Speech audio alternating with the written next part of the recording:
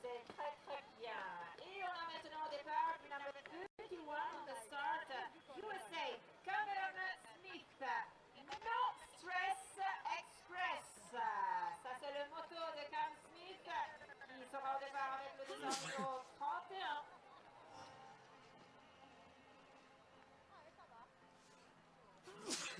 Oh bonjour Charlie, ça va? Le président est avec nous, alors il nous dira un petit mot, mais tout à l'heure, hein, parce que voilà, c'est tôt ce matin.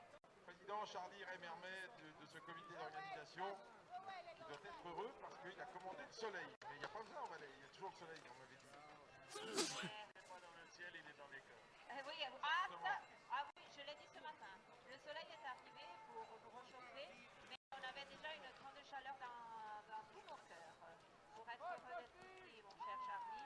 Et je voulais te dire, tu parleras après, comme a dit, mais quand même, tu sais, moi j'aime toujours faire les choses hors officiel.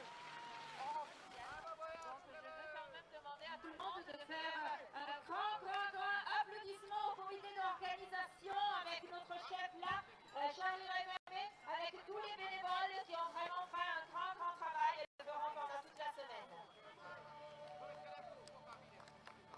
Please, on the start, with number 25, Martin Parra, with number 25, il est là.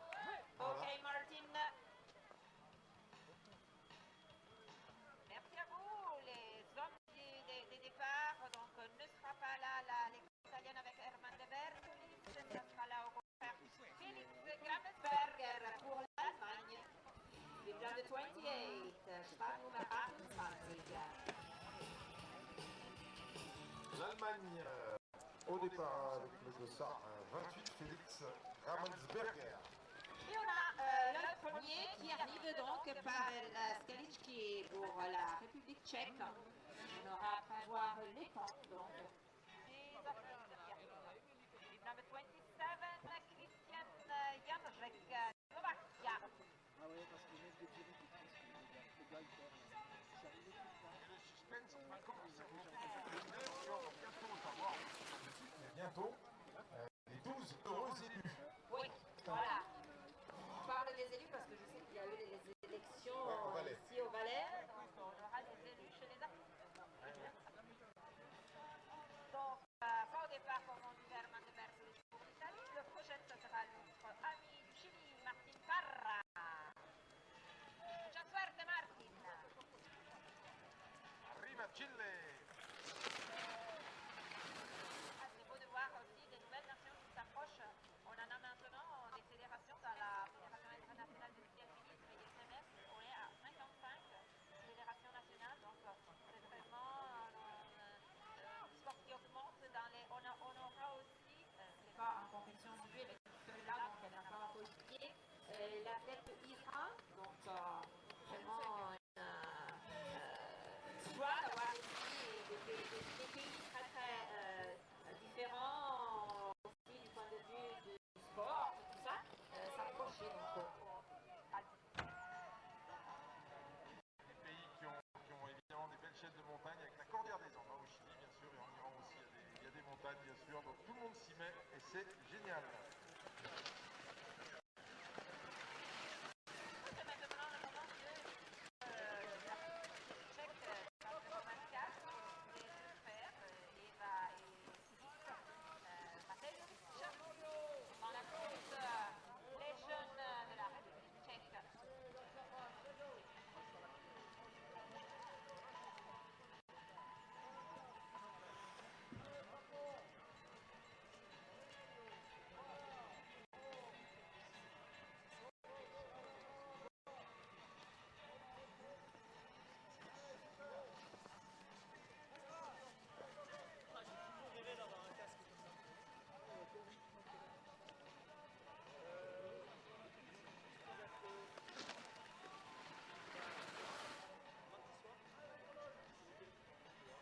Dossard 22 au départ, pour la Roumanie, Gabriel Preda. André Gabriel Preda.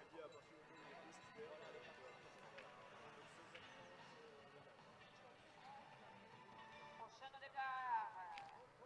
Son numéro 22 pour la Roumanie, André Gabriel Preda. And then the next one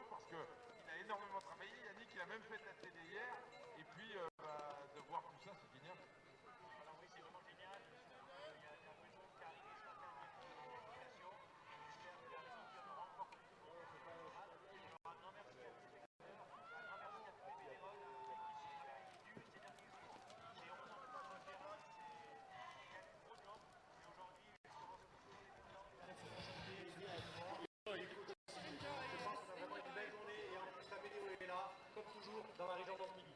Exactement, merci à Yannick Ecker, le directeur des courses, évidemment la légende locale du ski alpinisme. Yannick, papa, viens ici un instant parce que, comme on a dit, tu as le téléphone à Le dossard 16, pardon Yannick. Le dossard 16 Alors, le dossard au départ. 16, Peter 16 at the start, he's Sweden, Jeff Liesel, team number 16, okay, he's there. Yannick, comment tu fais ça? Les membres du ski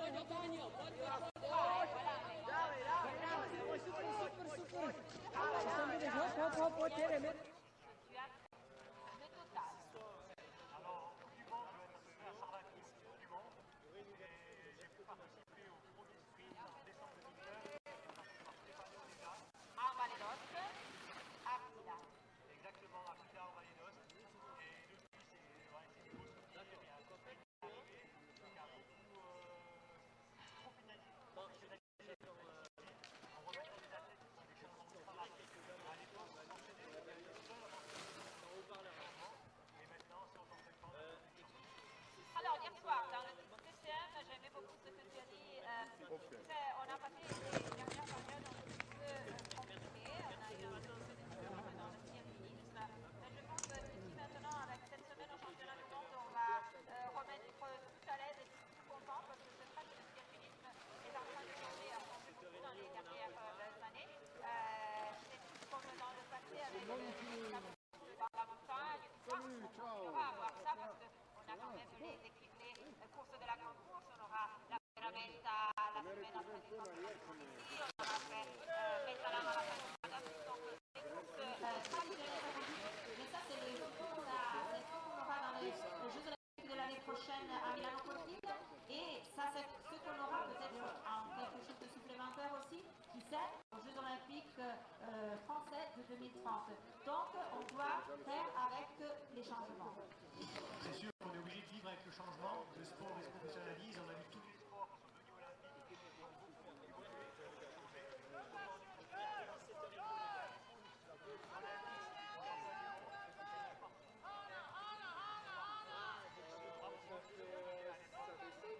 Et donc c'est bien, je pense qu'il y aura une grande belle démonstration de ce que le ski alpinisme moderne, avec course rapide, peut être fait hors piste sur la montagne. Donc merci de grand cœur à Yannick Ecker. Et donc Stéphane va vers les écrans pour voir les premiers temps de référence. Donc on se déplace là avec départ et arrivée. On est maintenant au dossard numéro 13. We are now with number 13. Japan.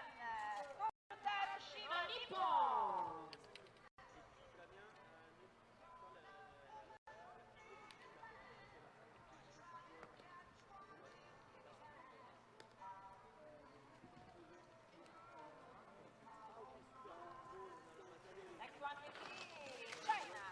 And the 12.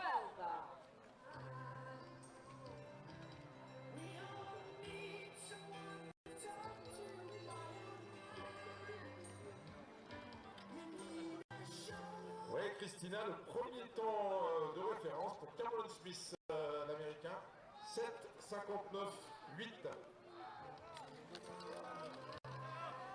Podium provisoire avec les deux équipes américaines devant et la Chine en 3e et 4e position. Bien, donc, États-Unis et Chine ont les meilleurs temps au moment. Dossard numéro 11, maintenant, bib number 11, Canada, Aaron Robson, ready on the start to take a start on this qualification for the mixed relay. And so the best times are the ones off from USA and China. Now you have Good morning and welcome to Morgins in the Canton of Valais in Switzerland. It is the World Championships, the ISMF Ski Mountaineering World Championships. What an unbelievably exciting week we have ahead of me. I'm Katie Friend. This is Mireia Miro in the studio with me. Good morning, Mireia. Good morning. What a week we have ahead of us. So exciting. Yes, World Championships are always a very important moment in an athlete's calendar season. And obviously every 2 years, so it's been a couple of years since we have had a World Championships, and we have 33 nations represented this week and many athletes. Fantastic opening ceremony yesterday in Morgins. But not only that, but we've got Olympic qualifications coming up, and we'll be back later on with all the races. Stay with us. We'll be back. Bye-bye.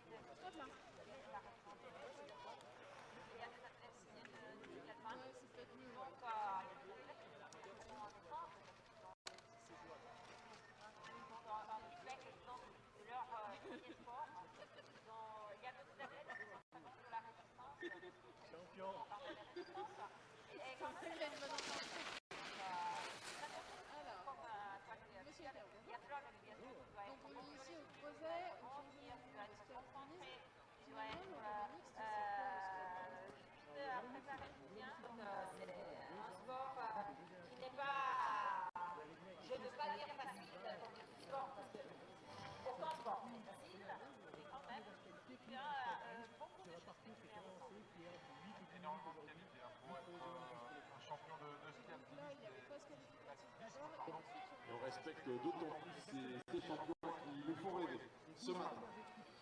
We have just followed the start of a finish that we complete with Tatiana Palmer in number 7. And now we will get a turn of the podium. Österreich, Austria in number 6. Donc,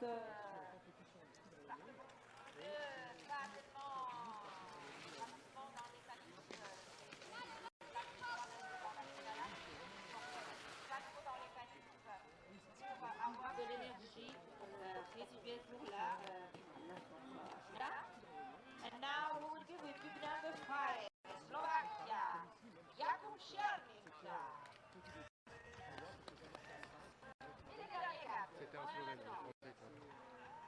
Avec le dossard numéro 4 pour la Suisse, c'est Robin Buissard.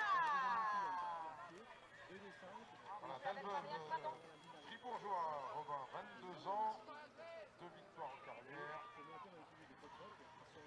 Robin Buissard, la famille Buissard. On est deux frères, les deux jumeaux, Thomas et Robin qui est là pour la course avec Marianne Faton. Ils ont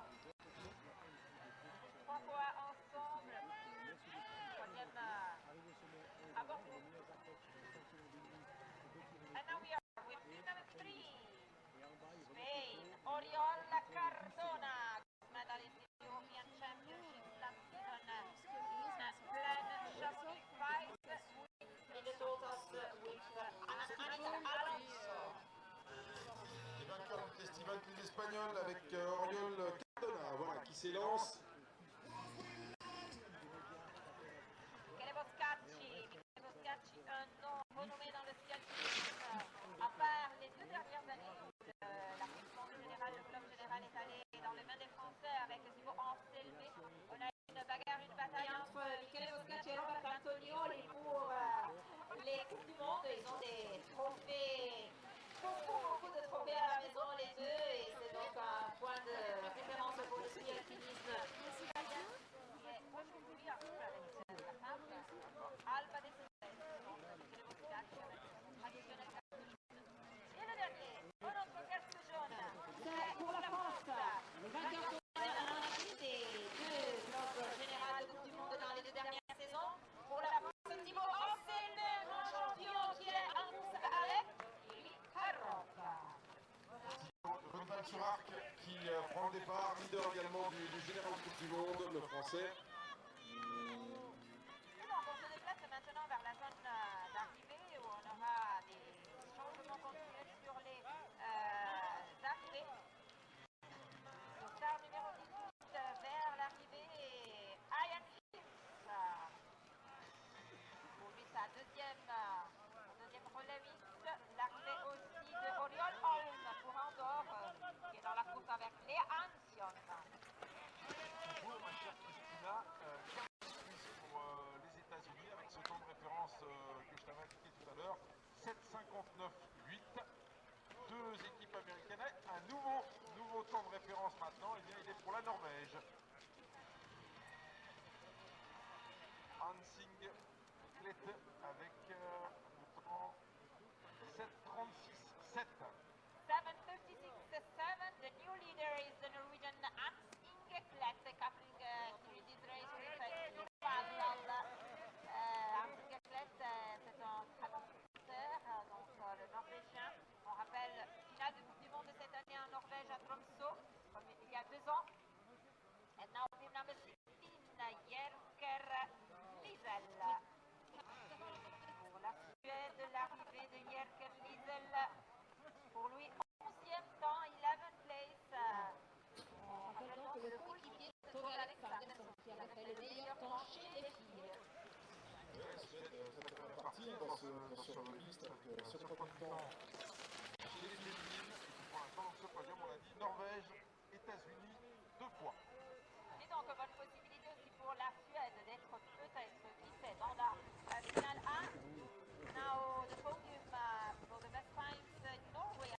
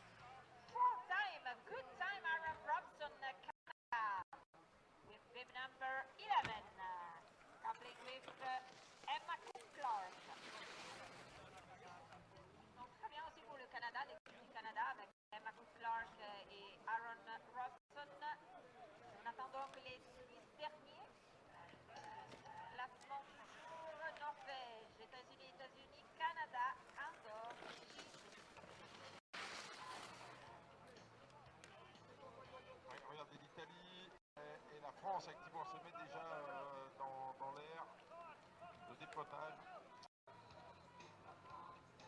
Team number 10, Arthur Whitehead, USA.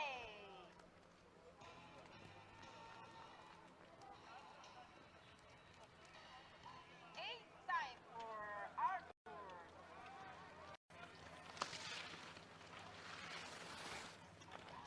Jan Selankov, good time. Pour le Polonais, 8-6-6. Et avec Ona Janoujic. Maintenant, on aura encore Allemagne, Autriche, Slovaquie, Suisse, Espagne, Italie. Ouais, avec les derniers concurrents, on les voit, Christina, qui sont dans l'air de portage, là, qui ont commencé, c'est matérialisé par la rubalise jaune. Oui, on voit presque un parcours l'Italie avec Michele Boscacci. On a Thibaut Anselmet maintenant qui est en train de partir sur le portage. Alors tu verras bien, on le verra très bien dans la finale A. Les Français ont un moteur spécifique pour les portages. Il y a une rapidité dans la montée des portages, aussi bien chez les filles que chez les garçons, mais tu le verras après quand ils seront tous ensemble dans la compétition. C'est incroyable comment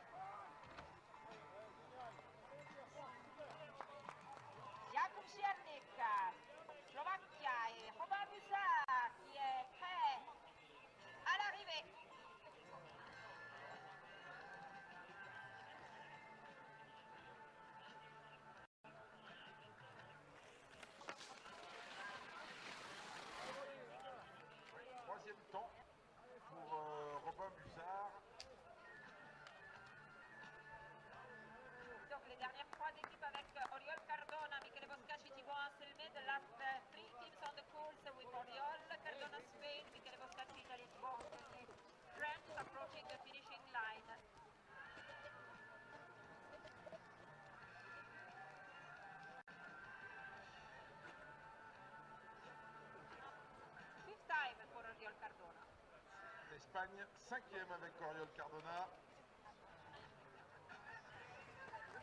Classement au moment quand il manque 2 équipes avec Norvège, Allemagne, Suisse, Autriche, Espagne pour les premières 5 positions. L'Italie et la France qui vont arriver pratiquement en même temps. Michel et Boscacci et Thibaut Anselmet. Miki Boscacci, forza Miki, allez, allez! The last, ultime sciate per Michele Boscacci. Closing 10:08.7. Et Thibaut Anselmet qui va donc conclure ses qualifs chez les hommes pour le relais mixte. 5e temps, Thibaut Anselmet. And now we have the final ranking with the best teams: Norway, Germany, Switzerland, Austria, France, Spain, and then we have the 2 teams from USA with Cam Smith, John Gaston, and then Canada, Aaron Strobson, Slovakia, Jarnik, Italy, Michele Boscacci, Jan Narskowski for Poland, Clemens Spanring, Slovenia, Oriol Holm, Andorra, Luerbu, China.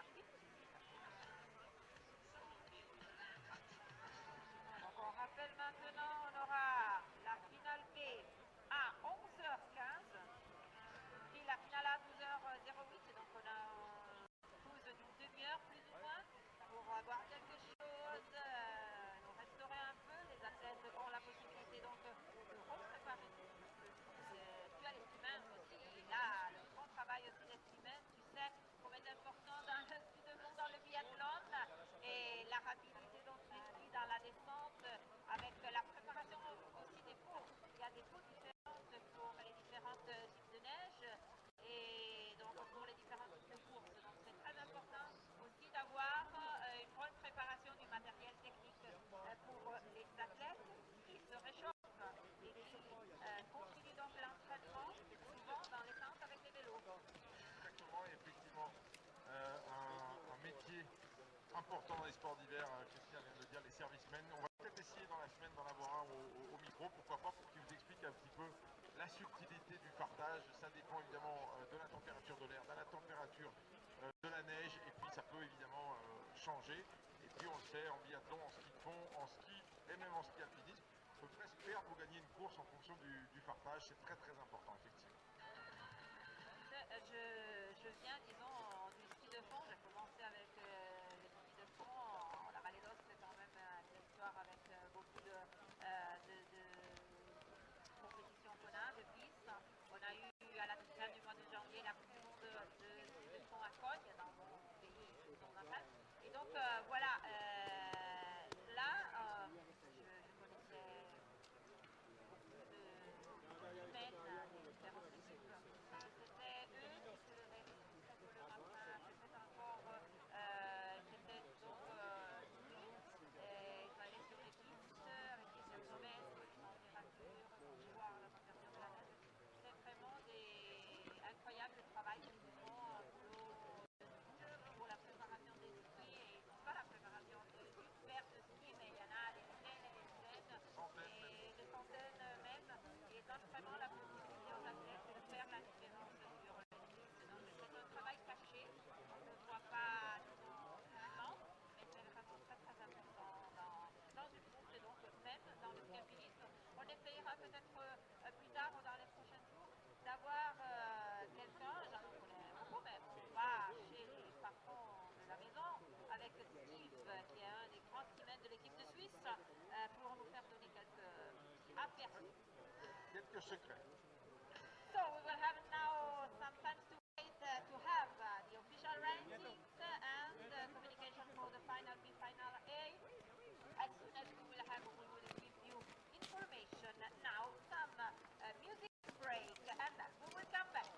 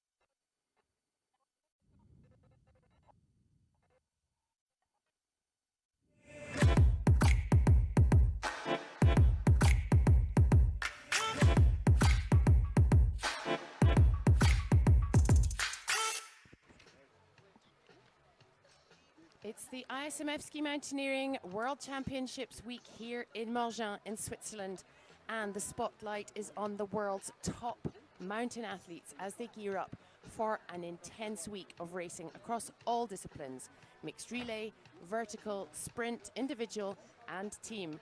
And with U18, U20 and under 23 categories also battling for podium spots, there are plenty of medals up for grabs. The championships got off to a spectacular start yesterday with an emotional opening ceremony, including a vibrant athletes parade, a speech from none other than IOC President Thomas Bach. But today also brings even more excitement. Not only is it a World Championship week, but history is being made as it's the first ever Olympic spots in SkiMo will be awarded today. It's a mixed relay day, and a quiet tension fills the air as the SkiMo world waits in eager anticipation for not only the new world champions, but this landmark moment in its Olympic history. I'm Katie Friend, and I'll be joined by Mireia Miro. We are, as I said, in the stunning Dent du Midi region of Valais in Switzerland, where Morgins sits in the vast Porte du Soleil ski area. This cross-border, incredible playground, it spans across 4 Swiss ski resorts and 8 French ones, including some you may have heard of, such as Morzine, Avoria, Châtel and Champéry. Morgins has twice hosted the ISMF World Cup in recent years. It had sprint and individual races in 2022 and added a vertical race to the lineup in 2023. While it previously organised a World Championship back in 2008, this is the first time it has hosted and organised a mixed relay. And the course, which is set up just outside Morgins in the charming resort of Les Crozets, looks absolutely spectacular. As you can see, it is absolutely perfect, beautiful weather here today. Not much fresh snow recently, but the organising committee have made an amazing job of what they have, and temperatures have been low enough to preserve some excellent quality snow. 145 metres of vertical today, 80 metres in the first ascent and 65 in the second. Starting at just about 1650 is the starting altitude, and just up to over 1700 at the finish, at the top of the highest point. Almost 1.2 kilometers long, this, and a vertical gain, as I say, of 145 meters. Pretty steep course, 20 meters more of vertical than in the last couple of relays we've seen. Got some great kick turns. Let's have a look at the standings, the nation's rankings. Spain at the top there, ahead of Switzerland and France. Austria in 4th place. They're the place they have taken the most often and will be hoping to beat today. Germany, Italy, China, Norway, Poland and the United States make up the top 10. Lots more information to come on how important these World Cup rankings are just for the pure Olympic qualification at the end of this qualifying period, which will be in December 2025 this year. 25 countries on the start line today. An incredible 25 countries registered and started the qualifications. 47 teams, and we are down to this 12 in the final B, and coming up after that 12 more in final A. A glorious day, as you can see here, and just a quick explanation of what happens in a mixed relay. If you are new and joining us for the first time, it is teams of 1 man and 1 woman from the same country competing together. The female athletes start. Each athlete does 2 ascents, 2 descents, including a foot part in the second uphill. They tag their teammates with skins on. They have to touch a part of their body or their backpack for it to be counted. The male athletes always do the last lap. Each lap takes around about 6 to 9 minutes, depending on the course, meaning it lasts between half an hour and 40 minutes. A little bit faster than perhaps on your screen there. We are learning with experience, and that is a mixed relay. I'm very excited to have in the studio with me today Mireia Miró, former world champion, two-time world champion, and former member of the Spanish team for 2006 to 2018. Good morning, Mireia. What an exciting week ahead of us. Good morning, Katie. Yes, it's an exciting week. World Championships are every 2 years, and it's a very important moment for all athletes' calendars. Indeed, and we have mixed relay today. We've got vertical tomorrow. Then there will be the sprint, where we will be back commentating, followed by the individual race and the team race.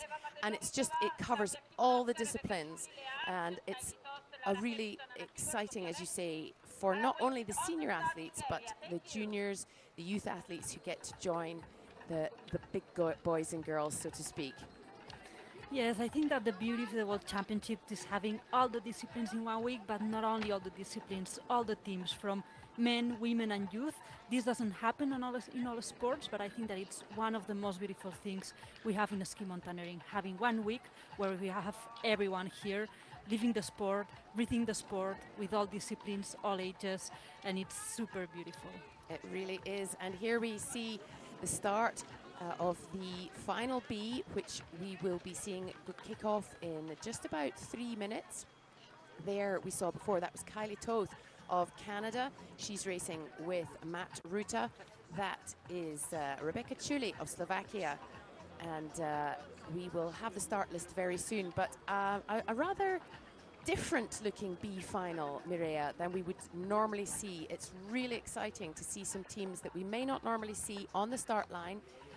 And we will talk about why kind of as we go along, but briefly it's because a lot of the sort of more well-established teams have not entered as many competitors in the World Championship week.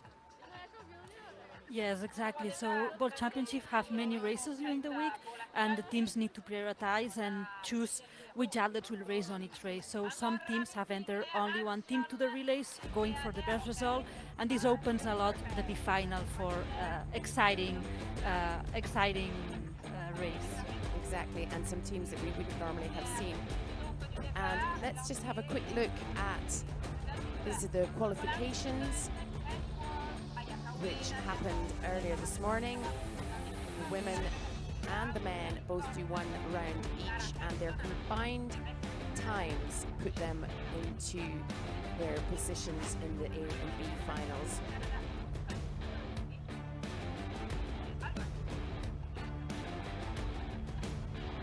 And of course today, Mireia, not just World Championship titles on offer, but a spot in the Milano Cortina Olympics, not with this particular final we're about to watch, but some really exciting things at stake today. Yes, what an exciting day ahead. For the reasons you say, it's not only the World Championship title, that it's something really, really important on an athlete's career, but also for this Olympic spot. So I think that the athletes of the A final have a lot of pressure on them to do a good result, but this is a sport, and I think that we will see some amazing performances this morning. Indeed, and then the qualifications, as I say, they're joint times, put them into either final A, final B, or unfortunately some will not have qualified at all. 12 teams in both finals. In the final B, we're allowed up to 2 teams per nation, and many of the teams entered up to 3 teams. Many of the nations entered up to 3 teams this morning, and so we've got a couple of. We've got more than one nation. I think we've only got one per. One nation, sorry, I'm sort of waffling here because our start lists pop up just before we come on air, so you'll forgive us. Just having a quick look at what's what, but I think we have 12 separate nations racing today in this B final. Really, really exciting. Here we are. The proof is in the pudding. The Chinese team of Shuolong Jiazhen and Zhang, along with the Americans of, let me read it from my list, Japanese team, I can't talk, and they're off, taking us a little bit by surprise there. 12 teams, as I say, 12 different nations, and this will be exciting because we have some of the lesser experienced teams here, Mireia, and so we may see a more compact race, I suspect, today, because perhaps a little bit closer in abilities. Yes, I think so. I think that this is a huge, huge opportunities for all these, let's say, smaller countries. Let's say it's not a word that I really like, but let's say smaller countries to be on a B final. Maybe countries and teams that usually they don't have this opportunity. So I think that this is a huge opportunity for all of them, and I think that we will see a very compact B final with changing positions, and that we won't know the podium until the very end. Exactly, and in the lead there, Solang Chujan of China, just though in the lead, and we will soon see when they come into transition. But who's who? But let's have a quick talk about this course, Mireia. It looks absolutely beautiful. Yes, it's stunning. It's stunning, and I really love these relay tracks, this relay course where you have a bit of piste, you have kick turns, you have a bit of off-piste downhill. It's gonna be super fun to watch. I'm sure that we'll have plenty of emotion here with all these unexpected things of off-piste, as there's also the technique component that we have to add here. Indeed, and there is Ria Kobel of Slovenia taking the lead ahead of the Chinese athlete Solang Chujan. And Ria Kobel used to race for the United States, now for Slovenia, and she is with her teammate Mai Pijnik, and they have not. This is only their second race together. They were in the Final A in Andorra in 2025. Rhea, a very experienced athlete, though, and not just in ski mountaineering. She's a former world champion in Spartan racing and obstacle racing, and also in a former Slovenian gymnast. So a lot of experience under her belt for pressureful experiences like this. Well, and we just see here on the kick turn on the lower one that the athlete that was in front just didn't do it super clean and did a little bit of had to stop, and it did a little break to the others behind. And this is the beauty of having a relay with a little bit of piste, that we have this technique involved, this not only on the transitions, because the transitions are really important, but also on the track, and it will make it very exciting until the very end. Indeed, and that looks to me, is that Sophia Vest? No, it's still Rhea Kobel, I think, ahead there.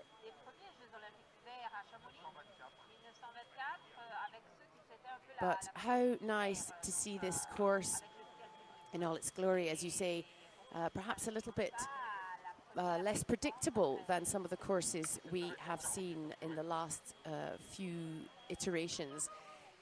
Last week in Bormio, we saw the fastest female time was about 6 minutes, 6.5 minutes, something like that. Today, the fastest time by Tove Alexanderson is 8.5 minutes. That just shows, obviously, there's more vertical, but as we can see here, this excitement of them going through the trees and into first transition there. And one coach per nation And is allowed to be on Solang the Chujan handover has area. made it out of transition first and is heading down. Is allowed to be on the handover area. And as you can see, it's not a perfectly groomed piste, which will make it very exciting. Yes, I think we will see some exciting moments here. Now on the B final, then on the A final, and as you say, it's a bit of a longer relay than we have been used to on the last races. As last one, it was also Tove Alexanderson, the same woman as today, with the fastest time, almost 2 meters of difference. So, so even if the elevation gain is a little bit more today, it's also this technical side aspect with off-piste and off-piste downhill and uphill that makes it a little bit slower for the athletes. So we'll have a longer relay than the last ones that we are used to, and this will give a lot of competition during all this relay race. Indeed. Solang Chujan of China into transition there ahead of Rhea Kobel of Slovenia. And a beautiful transition from Sulang Chujang. Let me know if I'm saying this. Sounds pretty good to right. me. But a beautiful transition. Let's remember that she's very, very young. She's still gaining a lot of experience. I think she's 19, 20 years old. She has a lot of experience to gain, but so far she's done a beautiful first lap before passing the relay to her teammate, Jin Zhao Zhang. Indeed, and we saw there that Rhea Coble coming out of transition had a problem with her skins or her skis, not quite sure, but she has dropped into third place. And as soon as we can see who is who, we will be able to tell you in which order. Here we go. We should hopefully get some close-ups here.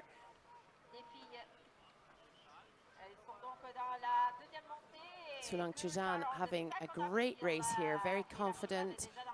And first time we've seen the foot part today, Mireia, and not a chainsaw in sight today for the making of these steps.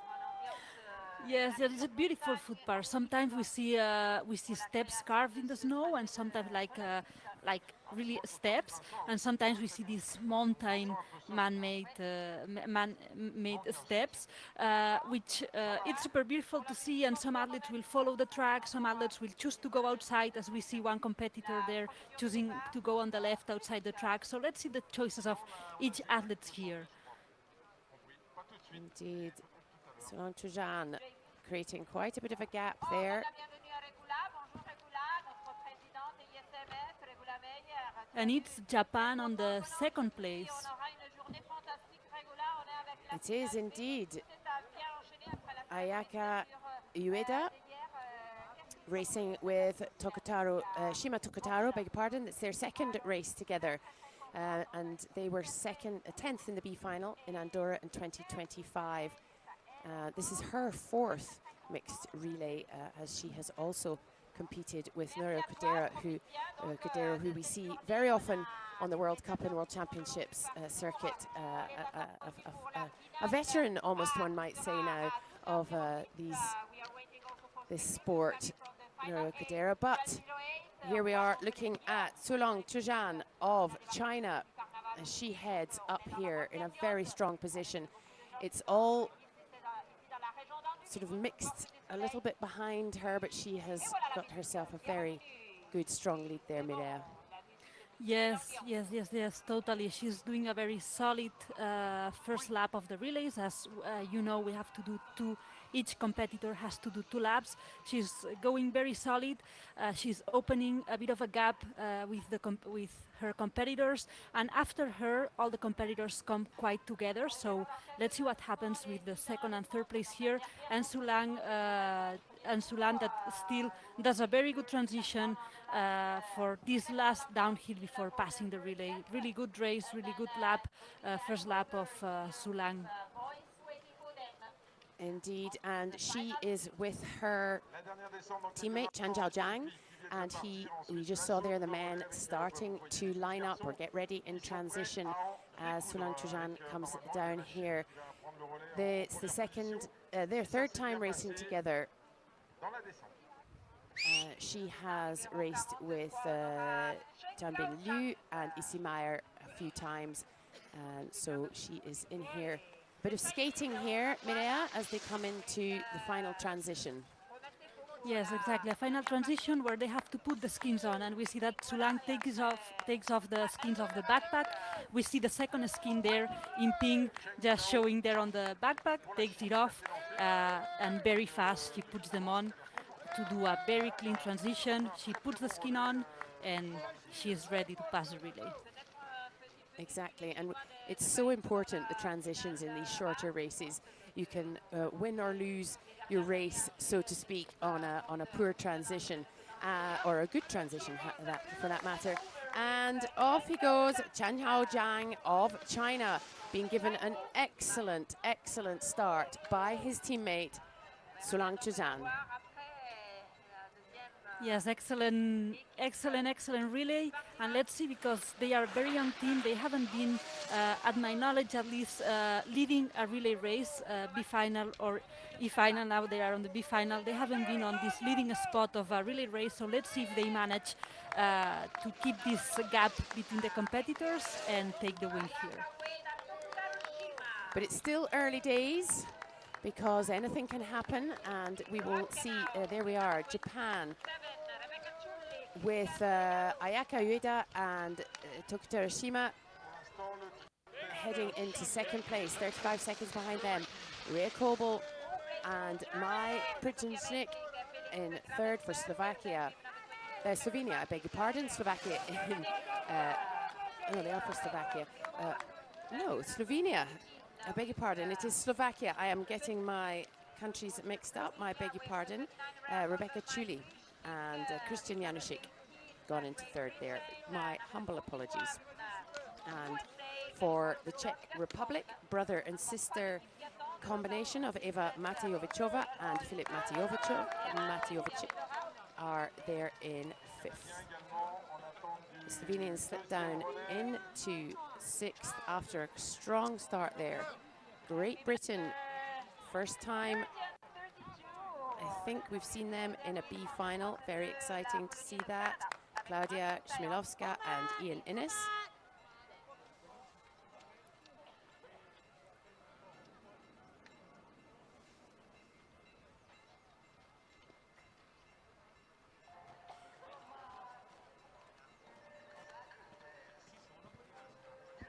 And the Chinese athlete Chen Haojiang into the kick turns here, looking strong, and had, I think we saw a 35-second lead.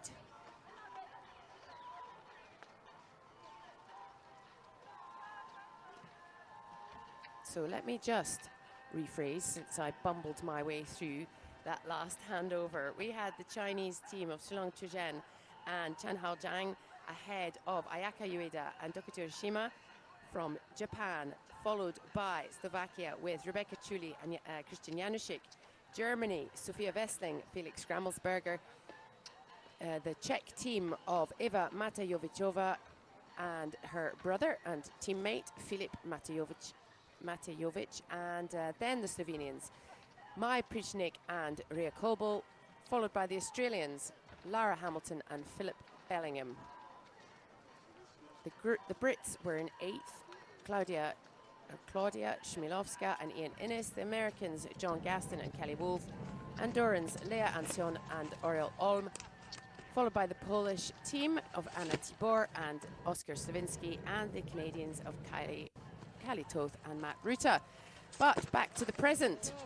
China looking strong there and very fast in transition, Mireia. Yes, they've worked so hard on these last years to become or start becoming the team they are today. They have very young athletes, really very talented and doing very, very fast and clean transitions. That it's one of the most difficult things to do in this sport. Clean and fast transitions, every transition. This takes a lot of hours, a lot of transitions during the year, and the Chinese athletes are doing a really, really great job. But not only on fast transitions, because fast transitions doesn't make you lead a race. It's a mix of everything. Good and strong uphill, very fast transitions. We see here putting the takes off the skin of inside the suit here, and it's a mix between fast transitions, strong uphill, and strong downhills that allows you to lead a race and a B final on a World Championships. And we see here putting the second skin before he clips the boots and ready to take off. Indeed, because there are many different sorts of transitions and they cover all of them in this particular race. Skins on, skins off, skis into the backpack, and we will try and talk everybody through each of them as we go through the day. Just having a quick look, and this young Chinese team were 12th in Bormio last week in the B final, and as you say, very exciting to see them actually leading this B final at the moment.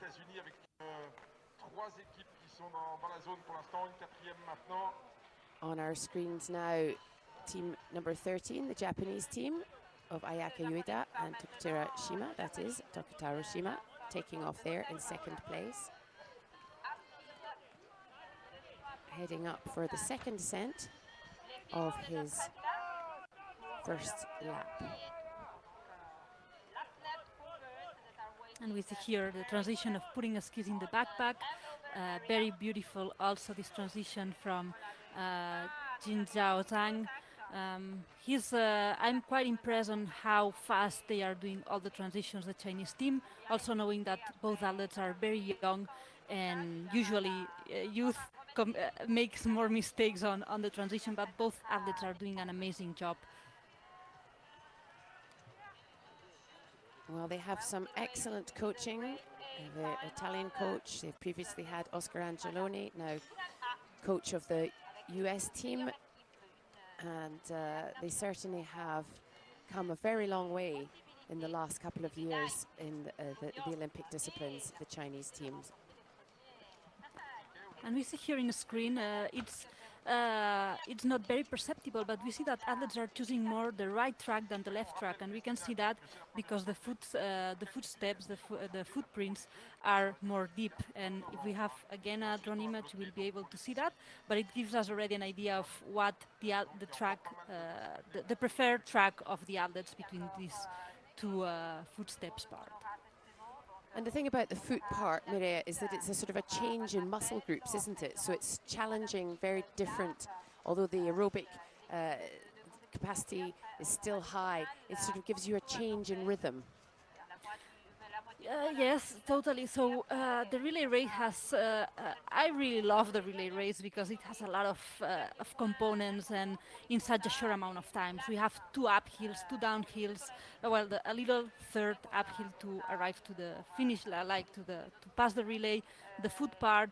So every uphill, downhill, off-piste, foot part, it's a different type of muscle. Like the muscles are used a bit different. So we see that it's very demanding for the athletes, this change of rhythms and the transitions and the foot part. So it's very beautiful because we can see a lot of movement in positions and athletes that maybe don't manage super well the first lap versus the second lap. So it's very beautiful to see as a race. And I can say, and it's just popped up on our screen very excitingly, United States team with John Gaston has gone into second place behind the Chinese team. What an incredible overtake there of the Japanese team as they go into third. They've dropped down to 45 seconds off the lead. Slovakia with Christian Januszek in fourth. And here we have the Chinese athlete, Chanjiao Zhang, just coming to that very last transition before he hands back over to Solang Chujan. A bit slower transition than before, putting the skins on, at least with the first skin. Let's see the second one. And as you say, what an amazing comeback from John Gaston. They were quite behind on the first lap, and what an amazing job of John Gaston that was arriving just on the transition to put the skins on. Yes, and John Gaston not often on the World Cup circuit. He was for a few years, but great to see him back and racing. He actually had the 9th fastest time in qualification for the men today, just behind his compatriot Cameron Smith. So really exciting to see the American team performing so strongly here today. Yes, and where now we see John Gaston getting out the transition zone, while we have the Japanese with Tokutaro here on the transition, and also the Slovakia, and this is the Czech Republic. And there we have it. The Japanese team are through and in third, and Ayaka Ueda is off. Up following Kelly Wolf of the United States and Solang Chujan. There she is on our screens right now, on the right-hand screen. Great to have this split screen so we can see a little bit about what's happening behind. It's great to be able to tell a bit more of a fuller story. Yes, we have the Chinese team that has made a gap already on the first lap. that is maintaining this gap, but behind it there's a lot happening. All the teams are very close together. We see now in the screens with the times, the battle is very open. We have still one lap to go with the women, one full lap to go with the men. So even if the Chinese team has this little gap, we'll have a lot of competition until the very end because all the teams are very together, and we can see now on our screens that they are just one behind the other, all together. Yeah, so we can see just in the middle of our screens up there, the Chinese athlete just gone into the shadow. Zhang Jiang of China, and I beg your pardon, it's Sulang Chujan, I forgot, we're back to the women. I'm so excited. And Kelly Wolf of the United States behind her on our screens right now with the yellow helmet. And it will be interesting to see how she can keep that, I wouldn't say lead, but that gap that John Gaston gave her in the last in his last lap, because he must have absolutely motored through the field in that last lap. Yes, right now she knows she has to give everything she has because it's her last lap. John Gaston showed that he's in amazing shape, and they can really fight for a place on the podium on this B-final. So now she has to give everything she has. And it's tricky in a relay because it's not the sprint. It is not just a case of just giving everything in one ascent. You have to leave a little bit for the downhill and then the second ascent as well. Totally. It's not an easy race to manage because it's very easy. You have to have a bit of cold blood, I say, because you have two uphills to manage. It's not just my teammate give me a good relay and I just go all in and I explode 100 meters after. I have to manage a whole 10 minutes, almost 10 minutes effort, and you have to have this in mind. And it's tricky, but it's also what makes the relay so exciting. Well, it looks like she's holding that gap, and certainly visually from the drone shots, as we see there, the Japanese athlete of Ayaka Ueda. Oh, follow cam, how exciting. As we go into transition at the top of this first summit. And we see here up close and personal, Sulang Chujan of China. Very quick with those skins off.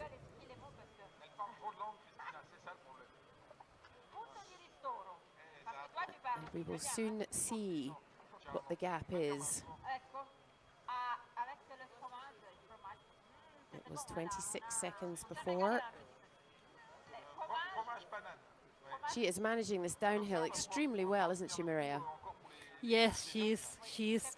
Let's have in mind that the skis that we use in ski mountaineering competitions, they are very light. It's nothing to do with the alpine skis or freeride skis. They are very light. Maybe each ski is 700 grams plus the binding. So it's very difficult to ski those because they are thought for the uphill. So she's managing super well the downhill, knowing that it's off piste and it's not easy to ski down with these skis. And there we have, so we've had at the top there, we had in second place Kelly Wolf, who had lost about 25 seconds or so, but still keeping the second place ahead of the Japanese athlete, Ayaka Ueda. But there's only about 10 seconds between them now. In third place, as I say, yes, the Japanese. Fourth place, Slovakians, Rebecca Chuli there, ahead of the Czech athlete Eva Matejovichova. And Sulang Chujan looking like she's just stepped out of the start line, looking fresh and strong. She's looking fresh and strong. She's a very strong athlete. We have seen already really good performances from her, but I'm sure that she's tired also. Impossible not to be, but some fantastic efforts going on here as we see there Lea Ancion Havet of Andorra, 9th through that particular transition, racing with Oriel Olm. it is very exciting in this transition. Kelly Wolf there in the yellow helmet, just with Ayaka Ueda and Rebecca Chuli hot on her heels. Yes, totally, totally. It puts a little bit of extra pressure. Transitions on the relays are difficult to do because you are on a high heart rate, and trying to do a clean transition is difficult, but being everyone on the transition area with you puts a little bit of extra pressure that can make you more mistakes. Indeed. And here we have from Team 29, Israel Kobo of Slovenia. And there, Ayaka Ueda is closing fast on Kelly Wolf. But some very nice technique from both of them there, Mireia. Nice gliding.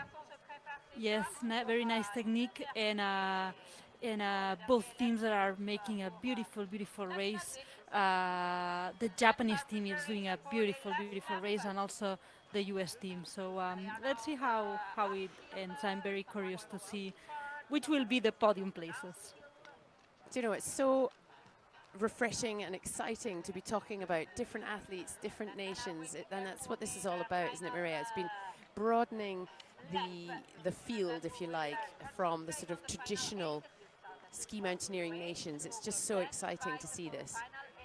Totally, totally. And so for some of these countries and some of these athletes, it's the first B-final they can be able to participate, and it's so refreshing and so good to see because all these nations are also giving their best, preparing the best, and I'm sure that in some years we'll see them on the A finals too, because this is the evolution of a sport, and they are going to be more and more and more competitive.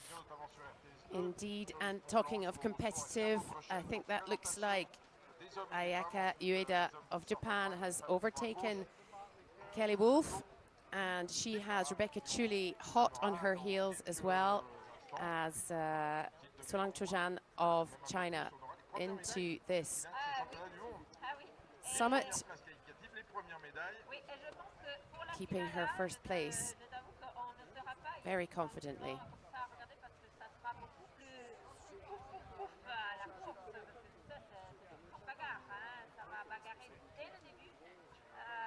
Nice to see some good crowds down there.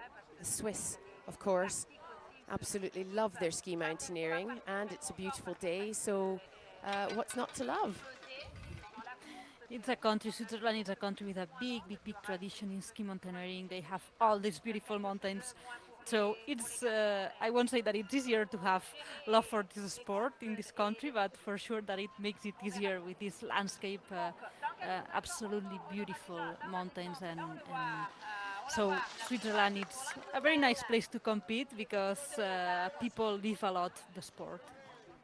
Indeed, lots of support there.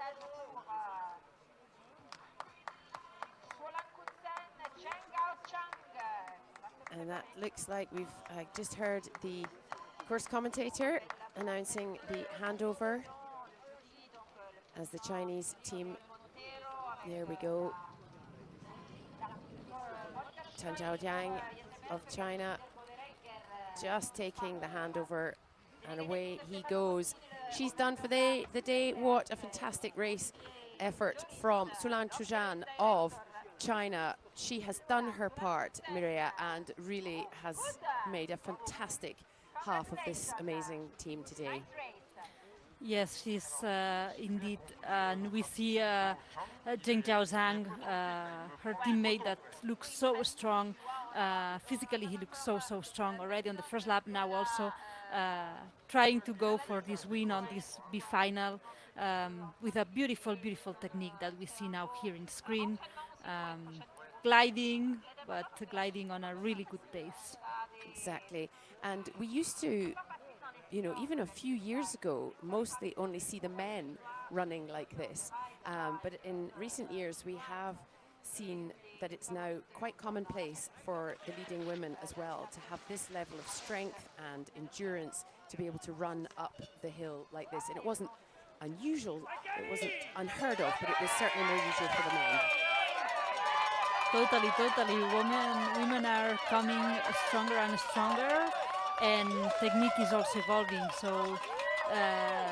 So now we see some more women changing paces and having a different rhythm depending on how on the degrees of the slope. Now, I think we're about to see some very exciting stuff happening here, Mireia, because there's a lot of noise going on over at the transition zone as we see Tokutora Shima take over for Team Japan back into second place. And Rebecca Chuli has handed over to Christian Janusik for Slovakia, as there we see Kelly Wolf giving the baton, so to speak, to John Gaston of the United States. And in behind them, we are about to see, I think, Eva Matejovicova and handing over to Filip Matejovic. And it's all happening. Maj Prižnik for Slovenia, Ian Innes for the United Kingdom, Great Britain, and Philip Bellingham for Australia. It is all happening in very, very short amount of time, and amazing amounts of support down there. I suspect largely from the American team, because they seem to have brought half the country, which is excellent. What a beautiful big final we are having, so competitive. We have the Chinese team that have some of a beautiful gap, but behind them we are seeing a very, very competitive field with all very close from each other, and really, really unknown until the very end how the classification will go. And you can see right up there in the top right of our screen, just focusing on it, I think that's the Chinese athlete, but all the rest of the places are absolutely to play for. It's been up, down, backwards and forwards, and we are going to see now the relative strength of the men, because this will be where it is going. And there we can see John Gaston not taking fourth place, lying down and absolutely trying to batter through the field. He has just overtaken Christian Janusik, gone into third. John Gaston there ahead of Christian Janusik of Slovakia, right on our screens now. And just ahead of them, Tokutaro Shima of Japan. On a vu la famille Matejovicova, ce sont les deux frères et sœurs qui ont couru ensemble. Up at the first summit of his last lap, Chan Chao Zhang of China with a very impressive lead. At the last handover, it was a minute and 39, a minute and 39 of lead. Just needs to stay cool, stay calm. Ooh. Commentators curse. I think we both thought the same, like, oh, not now. Yeah. I mean, he has a beautiful gap to don't risk too much on the downhills as he has done now. So this is something that they also have to learn to manage. What we are saying, they are young, maybe they haven't led a final like they are doing, and when you have a gap like that, you don't have to take these risks at all. You have to go secure the first spot, and that's all. He has a very easy, relatively easy race ahead to be able to secure the first spot. So please don't do that again, Jing Jiao Zhang. Yeah, scaring us. And we can see that John Kelly has put himself into second place. He has galloped up that hill and powered past the Japanese and the Slovakians, putting the Slovakians into third, and the Japanese team have dropped into fourth at that summit that we have just seen. And they will be heading down just now, as we see here, Chan Chao Zhang of China, as we hopefully taking our distant advice there, Mireia, just tranquille, as they say in French, just taking easy, not letting it go, but just making sure there are no mistakes. Exactly. I mean, you cannot take it super easy because you know that you have very strong competitors behind you, but just not taking those risks so much, because he really has a 1 minute, more than 1 minute gap, 1 minute 20 with the second one, which is a beautiful gap, and with one fall will penalize more than what you can lose to not fall. So one fall can penalize you a lot on the times. And here we can see just behind them, John Gaston absolutely motoring through this field. Beautiful transition there and powering up this hill like he is just out the box, so to speak. Looking so strong and so fresh. And don't want to be rude, but John Gaston is not the youngest athlete on the course today, shall we say. Certainly not old, but he is looking so unbelievably on form. Yes, he's looking so strong, and we see on the foot part the Chinese Chen Zhang, that we see that this second uphill it's a bit more difficult for him. We already saw it when he was exiting the transition zone, that he was a bit slower, and John Gaston that it's coming from behind at an incredible speed, that it's showing us that age doesn't matter, that you can really, it's the heart you put, the hours you put, and that experience makes a lot also. So he's really closing very fast on Chen Zhang. Indeed, I'm feeling a bit bad that I'm saying he's old, because he most certainly is not. He's just he's been doing this a lot longer than these young Chinese athletes. That is for sure. Exactly. Let's say that he's older than other athletes. Fantastic. So here we are in Morgins. It's World Championship week. It is the B final for the mixed relay. It is a very, very exciting race. The Chinese team are absolutely dominating here, but it is all happening behind them. Really, really unbelievably exciting race for second, third, fourth, and there are no actual medals on the line for this particular race, but what an exciting combination of teams we are seeing here, and just giving the opportunity for some very different nations to make a splash in this B final. While we see Chen Zhang on the last transition of taking skis of the skins to be skins of the skis, sorry, to be able to do this last downhill before the finish line. Okay, so the first team, Solan Kutsen for China, then Japan, Kelly, and Slovakian, Rebecca Chulli, Lara Hamilton. The highest place he has ever been is 11th in a B final, so this is just very, very exciting to be able to see this happening right before our very eyes.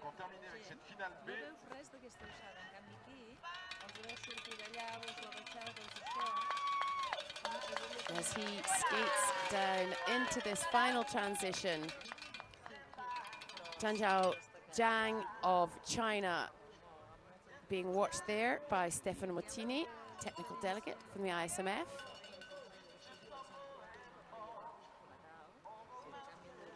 Oh, it seems endless for us. It must seem never-ending for his teammate as he picks up his poles, as his last action is to skin up to the finish line. And how exciting, what an incredible and exciting race for this young Chinese team of Solan Kutsen and Chen Zhang, as we see John Gaston coming in here in second, but it's a win for China in the B final here at Morgins at the World Championships, the ISMF World Championships 2025. Incredible.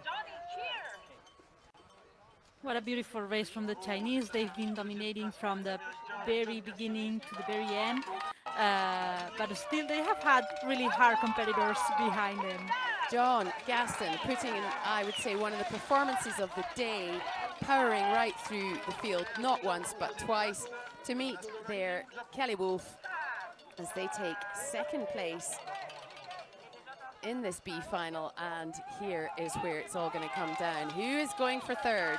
Is it Japan? Is it Slovakia? Oh, having a bit of an issue there with the skins. Christian Janaszek and Tokutara Shima of Japan takes third place alongside Ayaka Ueda, and it is fourth place for Slovakia. Well, we assume so.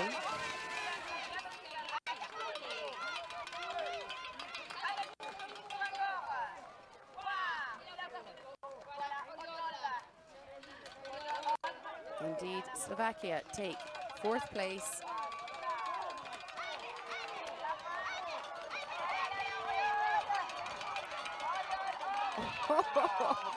And just Andorra goes into 5th, 0.1 of a second ahead of the Czechs. And Great Britain in 7th, fantastic for them. Slovenia in 8th.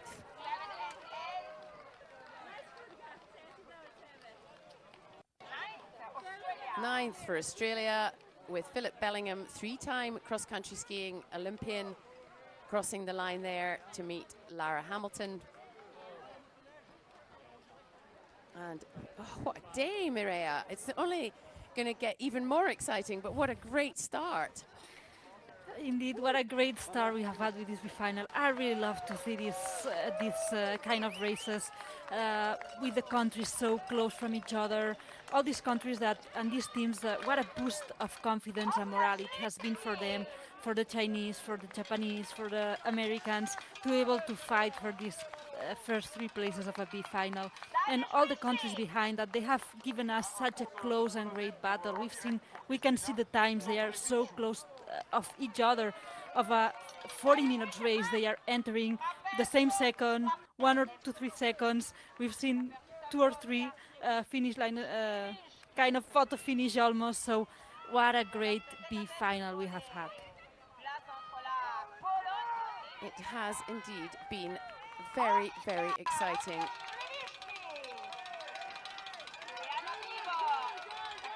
As the Polish team crosses the line, that is Anna Tibor waiting for her teammate. Oskar Stawiński, Anna Tibor, an incredibly accomplished mountaineer, has skied off many a face I would be afraid to even look at. And racing there with Oskar Stawiński in his first mixed relay. Congratulations to them, 10th place. Canada in 11th. Magnifique, pas d'Européens sur le podium, mais bravo à l'Asie, bravo au continent américain. And so in a while we will concentrate on the final A with 12:08 in 11 minutes at the start of the final A with France, Switzerland, Austria, Germany, Spain, Norway, Canada, Sweden. So, Mireia, wow, what have we seen there today? A 38-minute final, B final, which we haven't seen for a while because they've been very fast the last couple. A much more technical race. I would suggest a bit more demanding, more vertical, less piste, more off-piste. Oh, before we go there, let's just quickly have a recap. China wins ahead of the United States and Japan, Slovakia, Andorra, Czech Republic, Great Britain in 7th, Slovenia, Australia, Poland and Canada make up the 11th team. I don't see Germany, so I'm not entirely sure what happened there. But 11 teams final finished, and a great win for China. Very convincing there with USA powering through the field, and as you say, everybody else behind them having put in some fantastic, spectacular efforts today.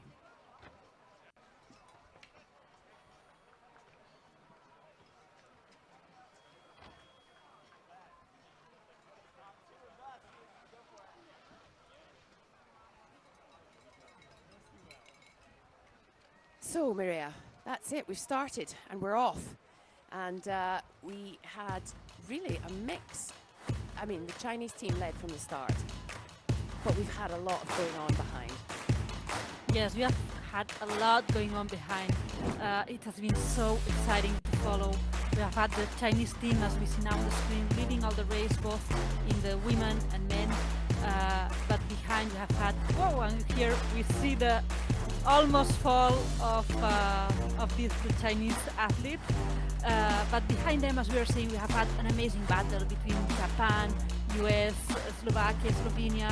They have all brought the best into the table, and they have given us an amazing, amazing tomorrow.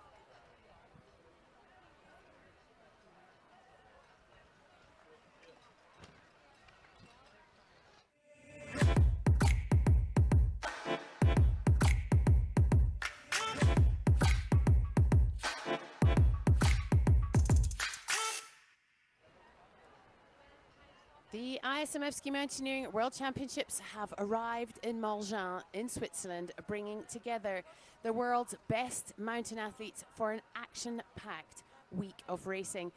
With competitions across all the disciplines, mixed relay, vertical, sprint, individual and finally team next Saturday, there is no shortage of thrilling races ahead.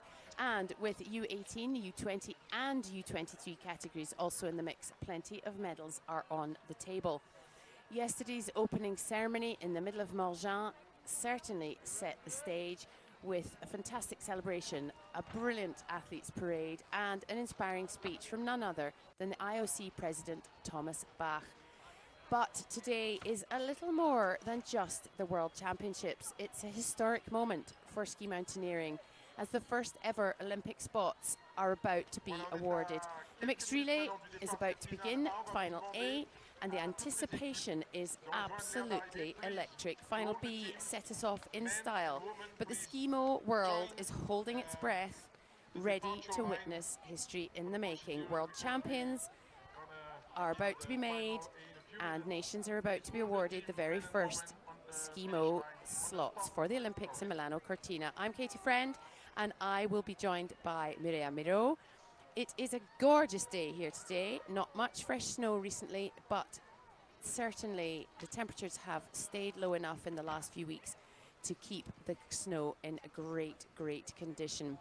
As you see, it's not cold, but it is certainly not warm. It is absolutely the conditions are perfect. We have a really interesting course today, 145 meters of vertical, 80 meters in the first uphill and 65 in the second.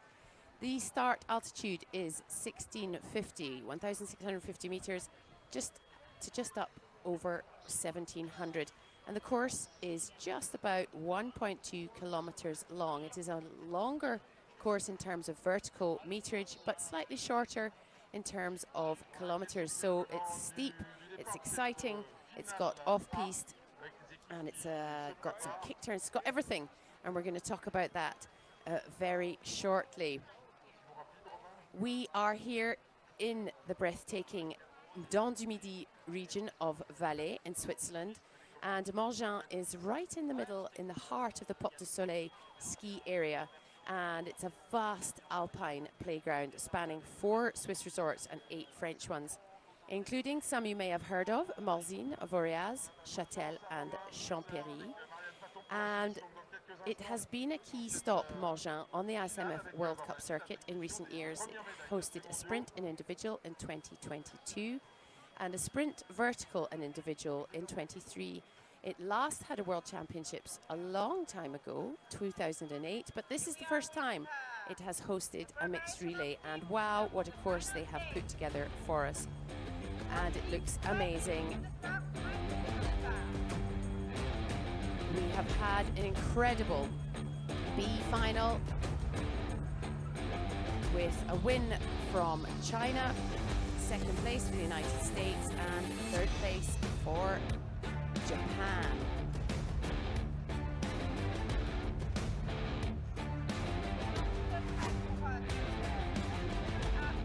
Here we are seeing a replay, and quite honestly, while the Chinese team dominated from the get-go, the Chinese team of Sulang Chujan and Chan Zhaojiang, very young team, but they dominated right from the start.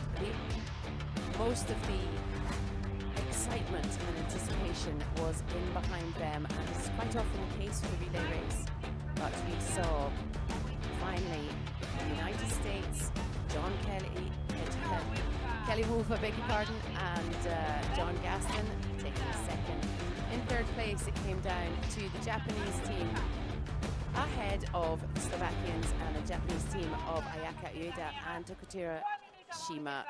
Here we are at the start of Final A, and I have with me Mireia Miro, 2-time world champion and member of the Spanish team from 2006 to 2018. Mireia, 25 countries registered to start this morning, 47 teams. We're down to the last 12. It is Final A in the World Championships. What an exciting day and week ahead of us. What an exciting day and week ahead of us. You can say that, Katie. Good morning, everyone. And we have final A now we'll have final A now in a few minutes. And what an exciting moment. And first up, the defending world champions, Thibaut Anselme and Emily Harrop. As you see, Emily Harrop going to the start line. She is, as we know, the female athlete, therefore she takes the line first.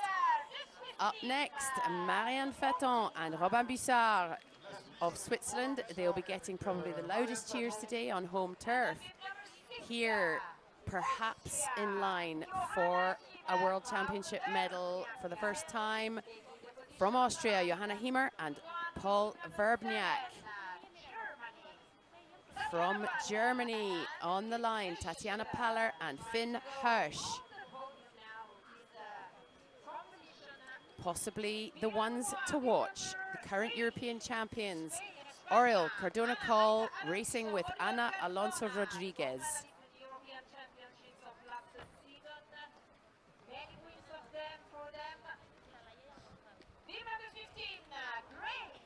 This is the Norwegian team of Ida Valdal and Hans Inge Klette.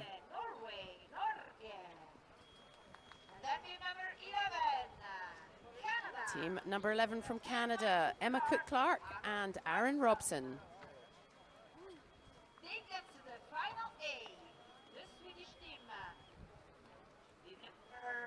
Swedish team with two former world champion ski orienteers, Tove Alexandersen and Jerker Leisel. Here come the Italians, Alba De Silvestro and Michele Boscacci. Another surely favorite team for today. For Slovakia, Mariana Jegerčíková and Jakub Sjarnik. Mariana Jegerčíková probably raced more mixed relays than anybody else. And for the United States, with big boots to fill after their B final performance, Jessie Young and Cameron Smith. For Poland, Iwona Janusik and Jan Elendkowski take to the start line.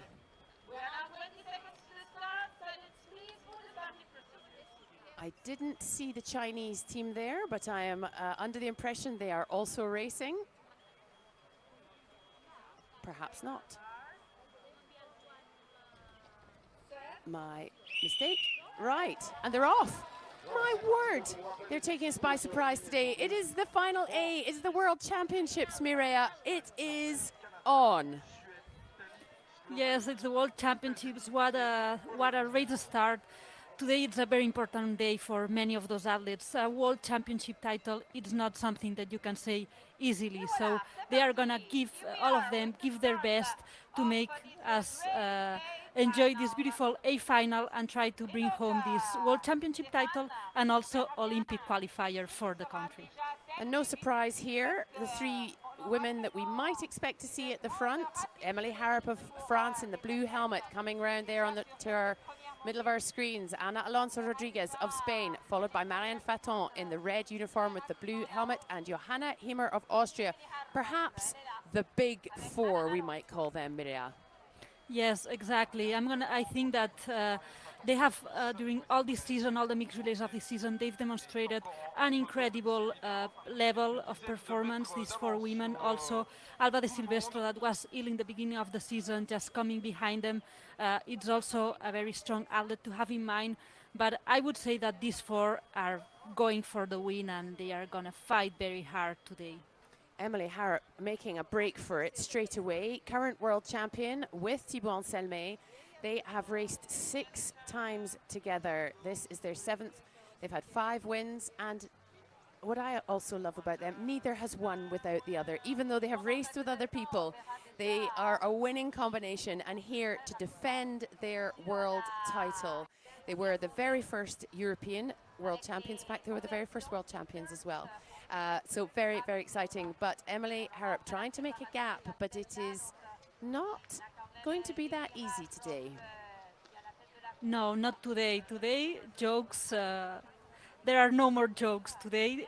There's a big fight for this world title, and today we have a very interesting thing happening. That usually mixed relays are on the World Cups are the day after the sprint race, but today is the first race of the World Championship, so everyone is arriving fresh, and everyone is arriving here ready for the battle. So today we will see very clean performances because we have had no races before the mixed relays. We will have very clean performances to follow. And I think that here it's Tove Alexandersson side by side with Emily Harrop. Tove, that it's an amazing, superb athlete.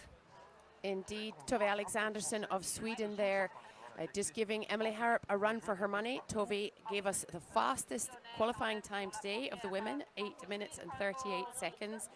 A good, almost 9 seconds ahead of Emily Harrop as they come into transition here. It is Emily Harrop on the far side, the further away athlete there. Tove Alexandersson with the very helpful Sweden written up her leg. Not possibly her best ever transition there for Tove. Exactly. We have seen a very, very fast transition from Emily Harrop. Also, Emily Harrop is an incredible, super descender. As we see now, she's going at an incredible speed. She's very well on her skis. What an incredible athlete is Emily Harrop. And Tove has had a little of hard time. We know that transition are not the strongest point of Tove, nor the downhill. She's a very good and strong athlete on the uphill, but it's also where Tove can improve, and she has room of improvement here to be able to fight for these kind of races. Look at the speed of Emily Harrop. I mean, that was a massive gap she just brought up there, as she has Tove Alexandersson, Anna Alonso, Marianne Faton, and Johanna Himmer in behind her.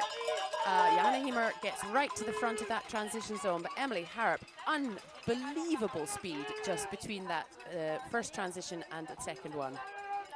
I was expecting a strong Emily Harrop, but I wasn't expecting that strong. She's opening a bit of a gap. She hasn't hesitated from the very start. She's doing very, very fast transitions. We know that Emily is a very technical racer. She's very clean on all the transitions. She's very clean and fast on the downhills, on the transitions, on the uphills, but I maybe wasn't expecting such a performance from the very beginning. She is absolutely on fire. We could safely say behind her, if I'm not mistaken, we still have Tove Alexandersson, but that is Marianne Faton in the red uniform and the pale blue helmet. Behind her, Anna Alonso and Johanna Himmer. It's going to be a little bit maybe like the B final, where it is just all to play for. It's all going to happen behind, because what we know is Tove Alexandersson has a pretty inexperienced teammate, whereas the rest of those leading women have unbelievable experience behind them. Yes, exactly. And we see here Emily Harrop on the right foot part, and Tove that chose to go in between the foot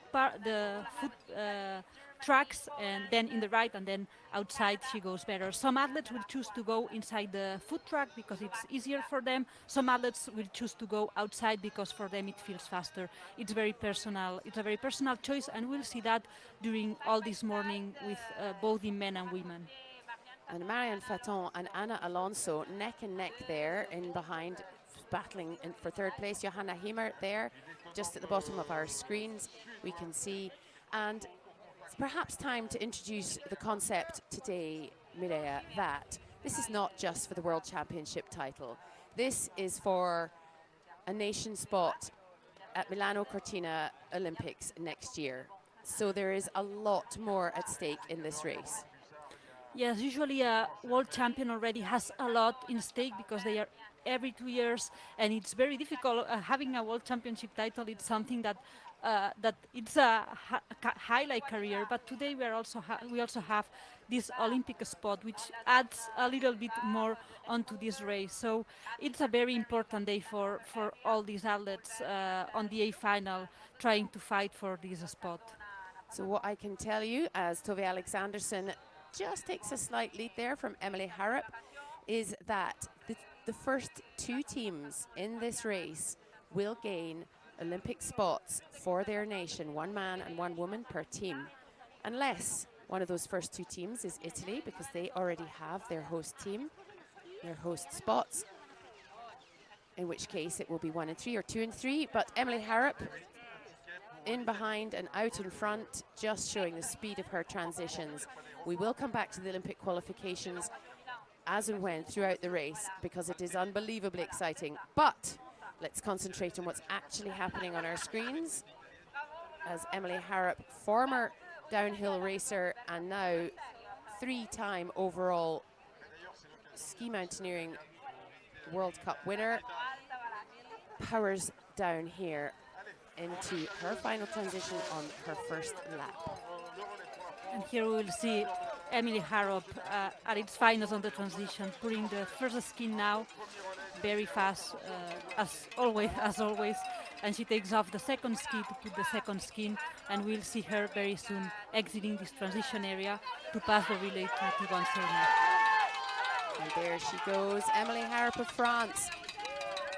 First to head into the transition zone to meet her teammate, Thibaut Anselmet. These are the 2 world #1 athletes teamed up together to take on this place, to defend their world championship title, and to hopefully for them potentially gain a spot in the Olympics for their nation next year. Marianne Faton, the hands over there to Robin Bussard. In 3rd place after the Swedes. Then we had Oriol Cardona taking over from Ana Alonso Rodriguez. Paul Verbniak has taken the baton from Johanna Himmer. Michele Boscacci, Aaron of Italy, Aaron Robson of Canada, and Finn Hirsch of Germany make up the remaining teams so far through transition. And Thibaut Anselmet, heard him speaking earlier about him having to work a little bit on his explosivity, because as we've mentioned before, Mireia, he doesn't always have the fastest of starts, and that's something he is very much aware of and is trying to work on. He doesn't have the fastest of starts, but he usually manages very well the overall effort, and this is one of his strengths. So it's very good that he's working on this explosivity and speed, because this is gonna, if he can improve the starts, this will help him hugely.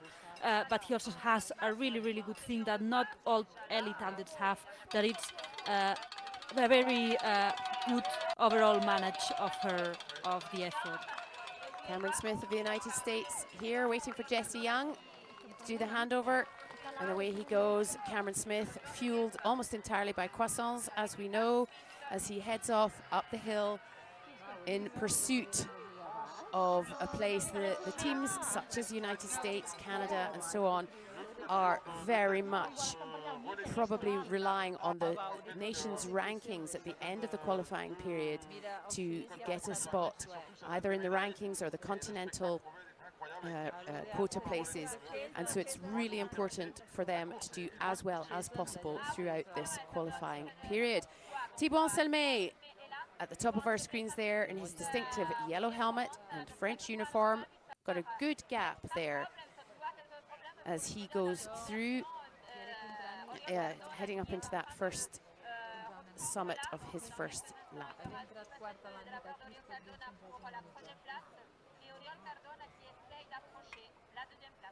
The gap at handover was 8 seconds between the French and the Swedish.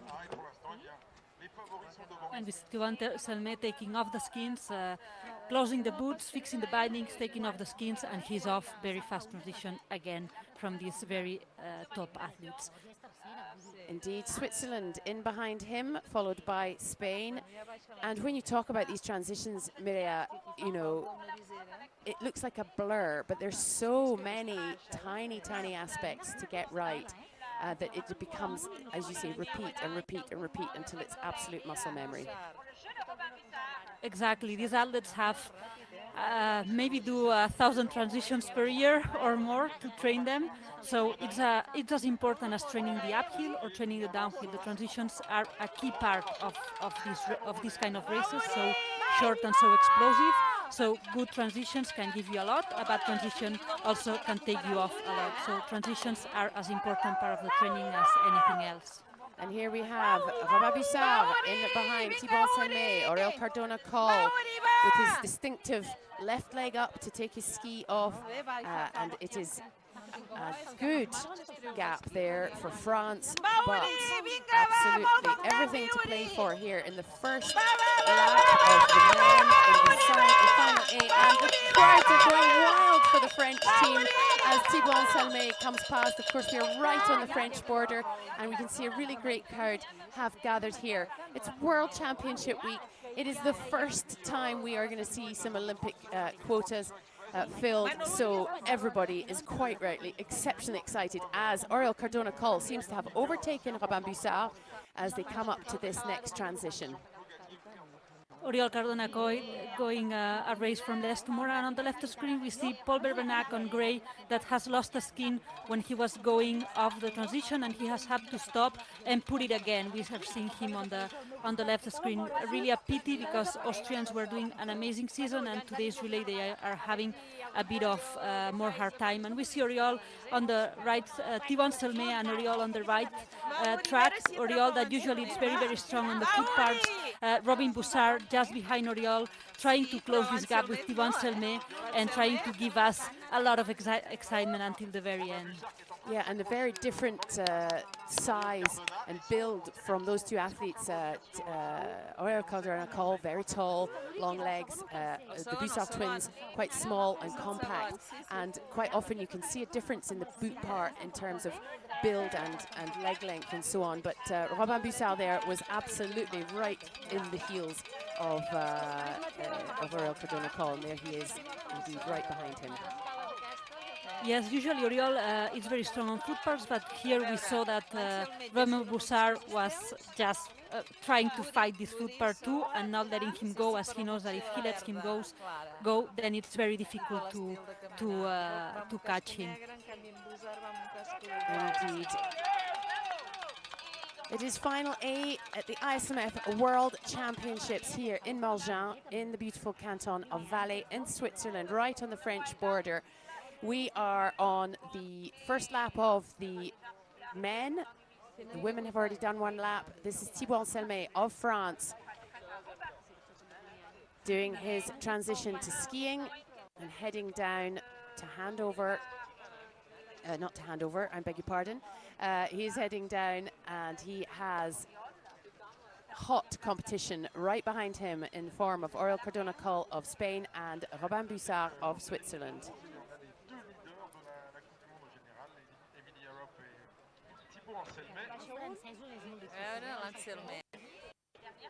He is coming down to hand over.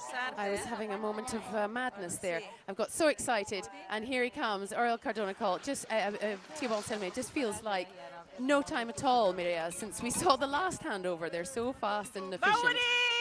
Exactly, they are going very, very, very fast. Now they are in a total time of 15 minutes. They will have the 2 laps in 16, so we are talking of maybe a total time of 32 minutes of relay. That is very, very fast, very, very fast. And there we have Thibaut Selmé handing over to Emily Harrop as Oriol Cardona-Coll comes in to do the same for Ana Alonso Rodriguez, and Robin Bussard will be giving the go to Marianne Faton of Switzerland. Emily Harrop, I mean, she's fast, but this is her in 6th gear, I would say, Mireia. Totally, indeed. She looks very, very strong since the very beginning on the first lap. Usually, what tells you in a relay if an athlete is managing well both laps is if they do a similar time on both of them. Not a very fast first one and then a much slower second one. And here we see that Emily Harrop has started the second lap super strong also, and she has a lot of energy to give. And Paul Verbenac hands over to Johanna Hiemer, who absolutely has her work cut out, because, as you say, Paul Verbenac had a little issue at transition and has left quite a big gap for Johanna Hiemer to fill in order to get a medal place in this World Championship race, she has got a good 50, well, almost a minute behind her and Emily Harrop, and a good 30 to 40 seconds behind the two in front of her. And in the screen we see Emily Harrop in first, and Alonso and Marianne Faton, and they are only 10 seconds apart, but it seems when you are behind on second or third place, it seems a wall to close this gap with in front of you. So let's see how the race evolves, because 10 seconds, it's a lot if the person in front of you is going well, but any little mistake, a fall, a transition mistake, it's already this 10 seconds. So let's see how Emily Harrop manages this lap. Usually she's a very strong athlete and doesn't make mistakes, but all athletes are humans and mistakes can happen. So let's see what Emily Harrop does and how Anna and Marianne Faton behind her manage this. Yeah, she's starting to feel the pain now, I think, Emily Harrop. Little jog, a little stop, mouth wide open, head starting to nod, and she has really got to absolutely dig as deep as she possibly can. She doesn't need me to tell her that. Everything is at stake here. Defending her title, keeping her team, as I say, at the top, and also gaining a place for France in the Olympics. And Marianne Faton putting a little jog on there, and with the white helmet, the two red uniforms, sort of slightly easy to mistake, but Marianne Faton with the white helmet and Ana Alonso Rodriguez of Spain in the dark helmet. They are absolutely step for step here. Today is the day to give everything. And Ana Alonso and Marianne Faton, they are giving us a great battle. They have a very similar level today on this relay. There are no big gaps made between them. And we see now Joanna Ymer in fourth, and we saw Alba De Silvestro just behind her from Italy. Two also very strong athletes on the relay race.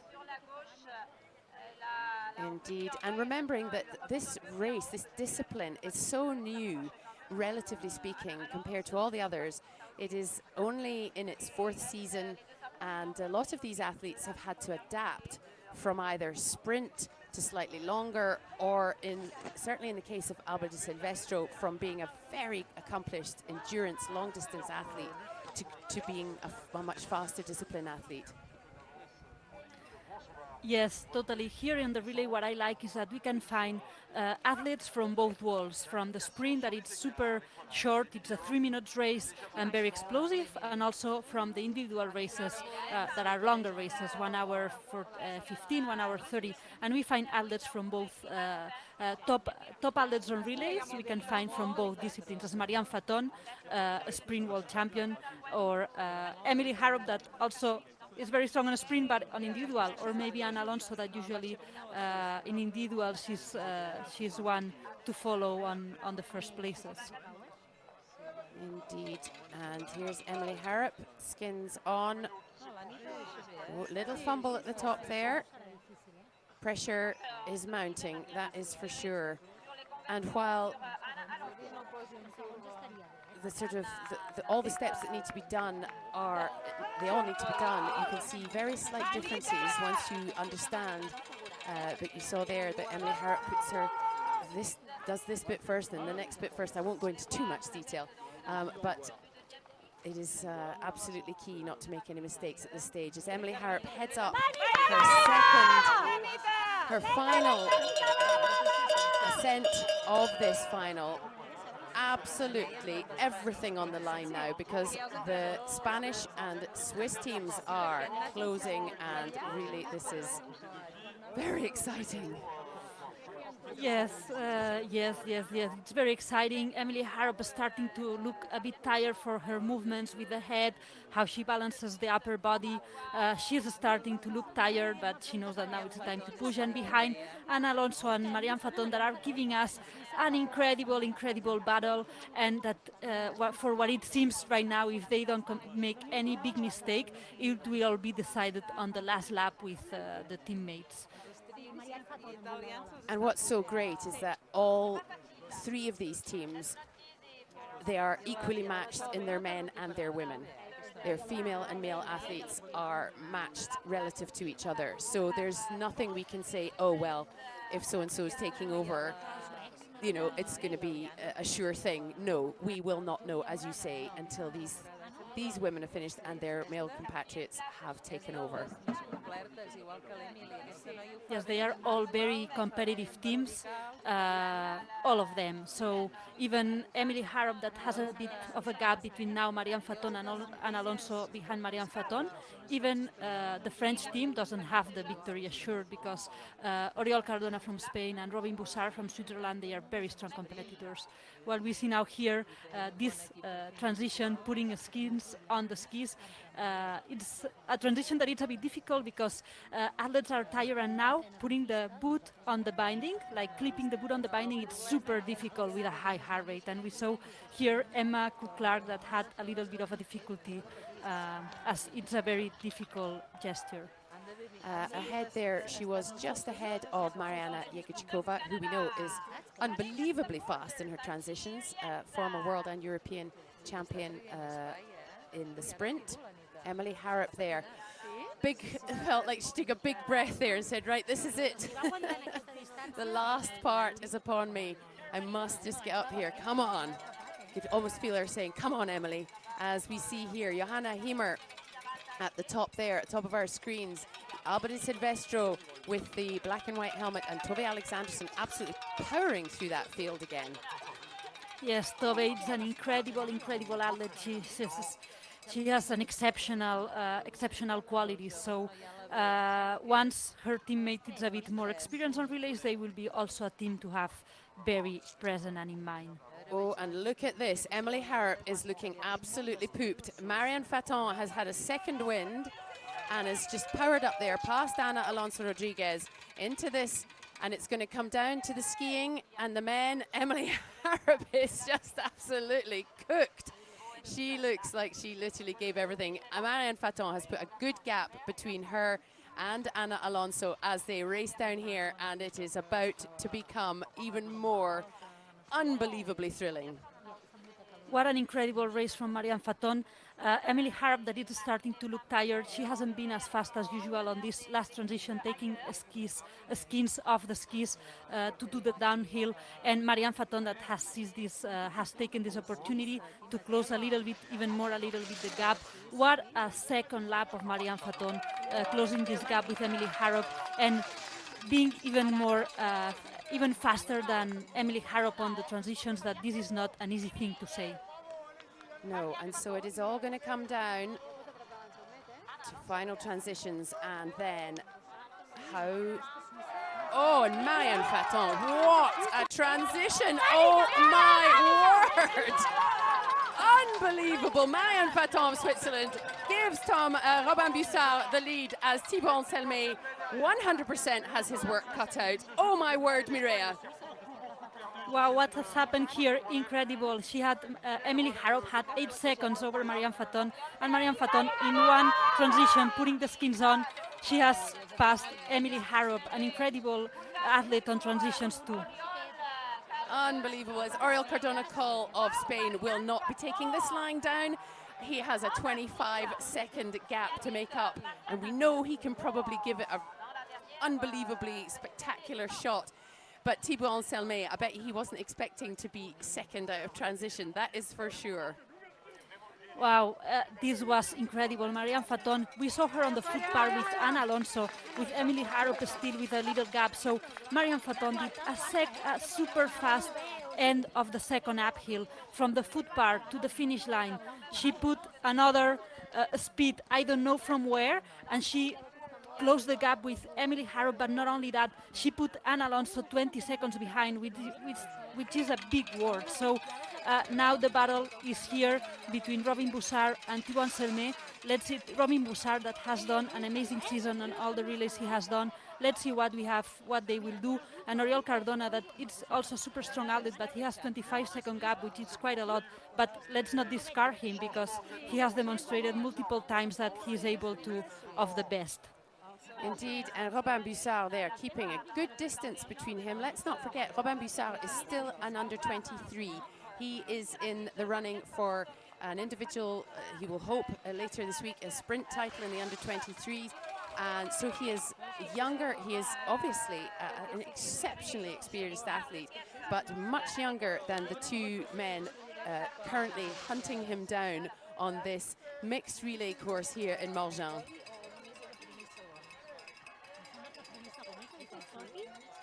Oh, could barely breathe. That was such an exciting handover. So, Morgins is the spot. It's the World Championships for the ISMF.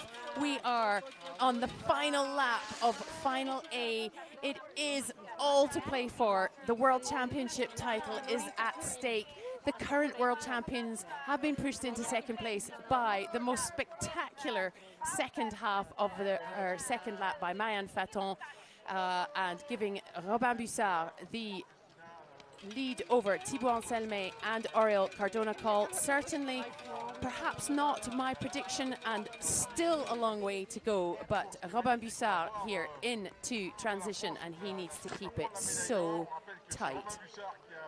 Yes, Robin Bussard that it's opening up with Thibaut Anselme, and Oriol Cardona, I think that it's closing up with Thibaut Anselme. So let's see the timings here on the top, but we see Robin Bussard that has 7 seconds faster in front of Thibaut Anselme, like 8 seconds, like a total of 15 seconds, sorry. So Robin Bussard opening up with Thibaut Anselme on this first uphill, and Oriol Cardona closing the gap. Let's see, because now every mistake will be very expensive to any of these teams. Any mistake can take you off the fight for the win, and let's see this second lap, how Robin Bussard, second uphill, how Robin Bussard manages it. And what's extraordinary is that the Swiss team have actually only ever won a mixed relay once, with Robin's twin, Thomas, alongside Caroline Ulrich, only a couple of weeks ago in Boitaoul. And the pressure he must be feeling here right now with the home crowd and these two exceptionally experienced athletes right behind him. Robin Bussard is off on the final climb of the day. That must have been quite a fast transition from Thibaut Anselme. I think he's picked up a bit of time there.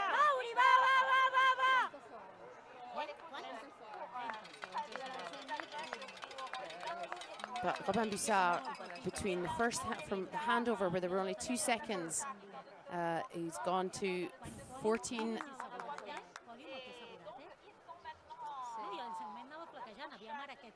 He went to 14 seconds, and now he is heading for the foot part. Skis onto the pack. And this will be making the local fans very, very happy. Yes, let's remember that Marianne Faton here made the difference on the previous lap. On this foot part, she was with Ana Alonso. So let's see, because the race is still very open. We see that Thibaut Anselme is still fighting there for this first place. Also, Oriol Cardona, usually very, very fast on these foot parts, closing the gap with Thibaut Anselme, and with I think that with Robin Bussard too, for the distance between each other. So let's see, because all will come to this last part of the relay race. It is getting so close. It's unbelievably exciting. Two of the strongest athletes on the foot part. Yeah, you should look behind you, Robin. In fact, you shouldn't look behind you, because you do not want those two athletes right behind you. And it is going to come right down to this last few minutes. Keep going, Robin. Stop looking behind you. Just put your heart and soul into it. This is it. All these three men have to give absolutely everything. Paul Verbniak now on our screens for Austria in 4th place. Last we saw at handover, but a good minute and 25 seconds behind these three, and it is just unbelievable. Thibaut Anselme is putting in his traditional, shall we say, final burst, and Robin Bussard has been caught 0.6 of a second. And it will come everything to this last part of the relay. Robin Bussard that is doing a slower transition, and Thibaut Anselme much faster, and Thibaut Anselme that gets off first of this transition. And Thibaut Anselme has pulled off, we think, maybe as they go down. Robin Bussard is going to have to ski for his life, because Oriol Cardona-Coll does not want to miss out on that Olympic place. and it is coming right down to the ski. A fantastic comeback there by Thibaut Anselme to overtake the Swiss athlete as they come down into this last transition where no mistakes can be made by anybody. Oh, Mireia, I can barely breathe. Yes, this last transition is going to be so key. I'm so nervous. Let's see, because this last transition, Marianne Faton passed in front Emily Harrop, so all will come down to this transition. Oriol Cardona, that now it's, so Thibaut Anselme is on the second ski, Oriol Cardona starting the second ski, and Robin Bouchard a bit slower with the first ski. Robin Bouchard a bit slower on this transition. And here we go, we have defending world champions, and they've done it. France has kept their world championship title. Emily Harrop and Thibaut Anselme, what an unbelievable battle. But they've done it, they've kept it, and they have gained a place for France in the Olympic quota. Spain takes second place, but by no means at all an easy fight with third place Switzerland. How unbelievably exciting. Spain and France and Spain win and take places at the Olympics in Milan Cortina. World Championship titles here, and Robin Bouchard feeling the pain of that loss quite drastically, I think, Mireia. Yes, I think that so France and Spain were a race from them, and I think that Robin Bouchard, even if he has done third in a World Championships, I think that now he feels a bit deceived because he has lost this race on this last race on this last part. But it's part of the sport, and it's part of the excitement of the sport. It definitely is, as we saw Paul Verbniak of Austria going into what has now become quite a comfortable and usual fourth place for them in amongst this big four. It is the four teams that we thought we'd see. Cameron Smith there of the United States going into transition for the boot part as Paul Verbniak comes across the line to be greeted by Johanna Hiemer. They will also be probably pretty disappointed, but a great race for them.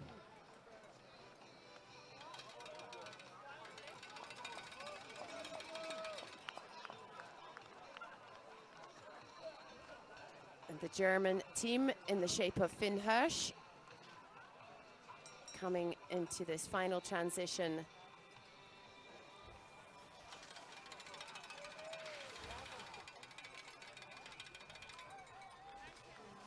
As Michele Boscacci has finished fifth alongside Alba Di Silvestro for Italy.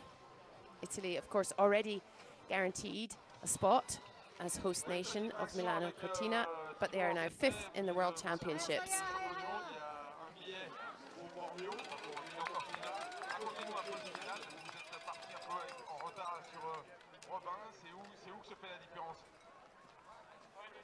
As Finn Hirsch crosses the line in sixth for Germany. And there'll be so many emotions on that finish line today, Mireia. It's quite a heavy day. Exciting, but heavy day. Yes, I was thinking the same. Like, I feel a bit sad for the Swiss team that fought so hard, but there are only 2 spots for the Olympics. But this is a sport, and they gave us a really amazing morning. I think that Robin Bouchard is still very young. He's under 23. He's the youngest athlete amongst all of them. So he will learn a lot from this one, and he will come back stronger to the next relay. Switzerland has a very strong team. I don't have any doubt that they'll have also a spot in the Olympics. Yeah, I think we can probably safely say that is true. As we see the following teams coming in, Norway there in 7th, Sweden in 8th place, a fantastic result there for Tove Alexanderson and Jerker Lasel. Slovakia in 9th, and Canada taking a 10th place. As Jan Elentkowski of Poland puts on his skins for the very last time in this particular race and powers across that line to see Ivona Janaszek.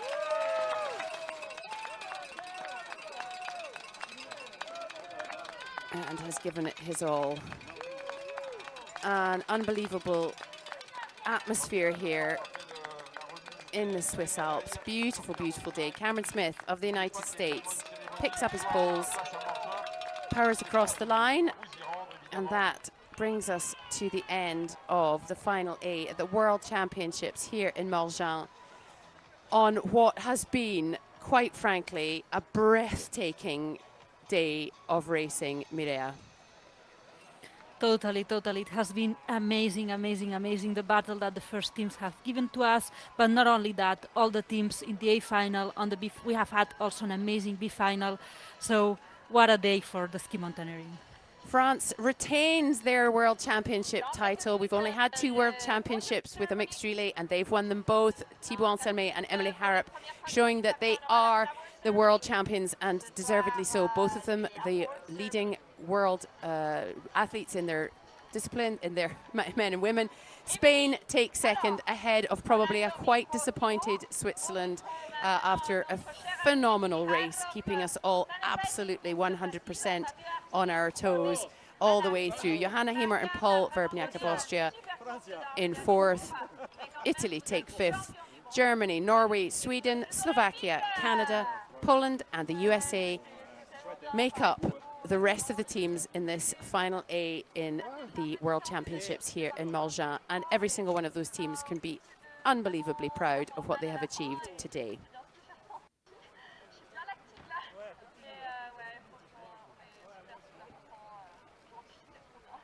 Très bien, alors en italien on dit chi ben comincia è a metà dell'opera, chi bien commence è a moitié du parcours, donc tu as bien commencé, vous avez bien commencé. Merci. So in a few minutes we will have the flowers, the podium ceremony. We will be going very shortly to the podium ceremony and celebrating a really fantastic start. On the ground, they will be doing the youth relay later. We will not be televising that, but very exciting, as we said earlier, to have the youth teams here.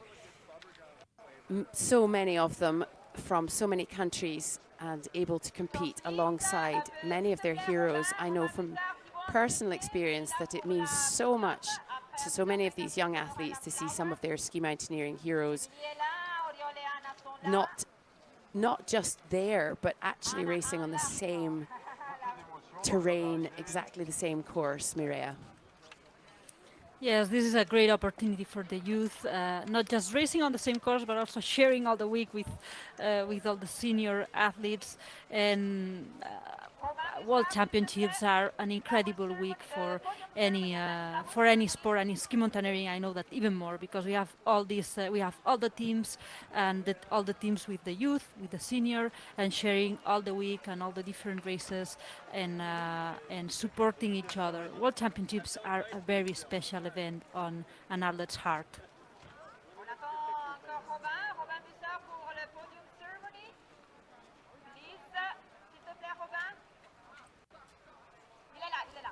A thrilling A final has just finished here in Morgins at the Ski Mountaineering World Championships mixed relay. Victory for France ahead of Spain and Switzerland after what was, quite frankly, an unbelievably thrilling race for everybody. Very shortly we're going to Podium and we will hear from the world champions, Here we are, podium ceremony. Emily Harrop and Thibaut Anselmet, and here we are at the podium ceremony. 24-25. Third place, representing Switzerland, A third place for the host nation here in Morgins.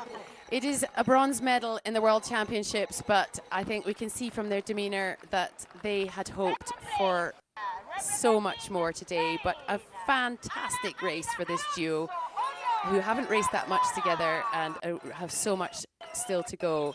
In second place for Spain, Ana Alonso Rodriguez and Oriol Cardona Coll, one of the most experienced teams at racing this race together.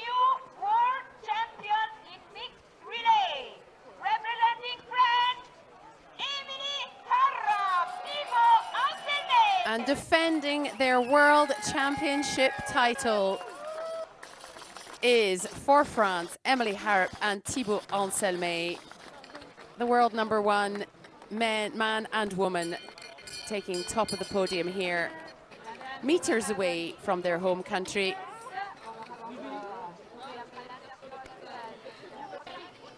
After a very, very, very, very tense and close race.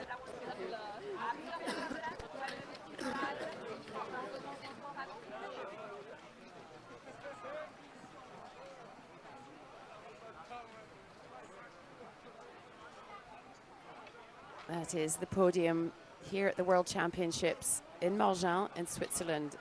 France ahead of Spain and Switzerland. And we will be hearing now from the French athletes, Emily Harrop and Thibaut Anselmet, with the course commentator, Christine Cavagnier.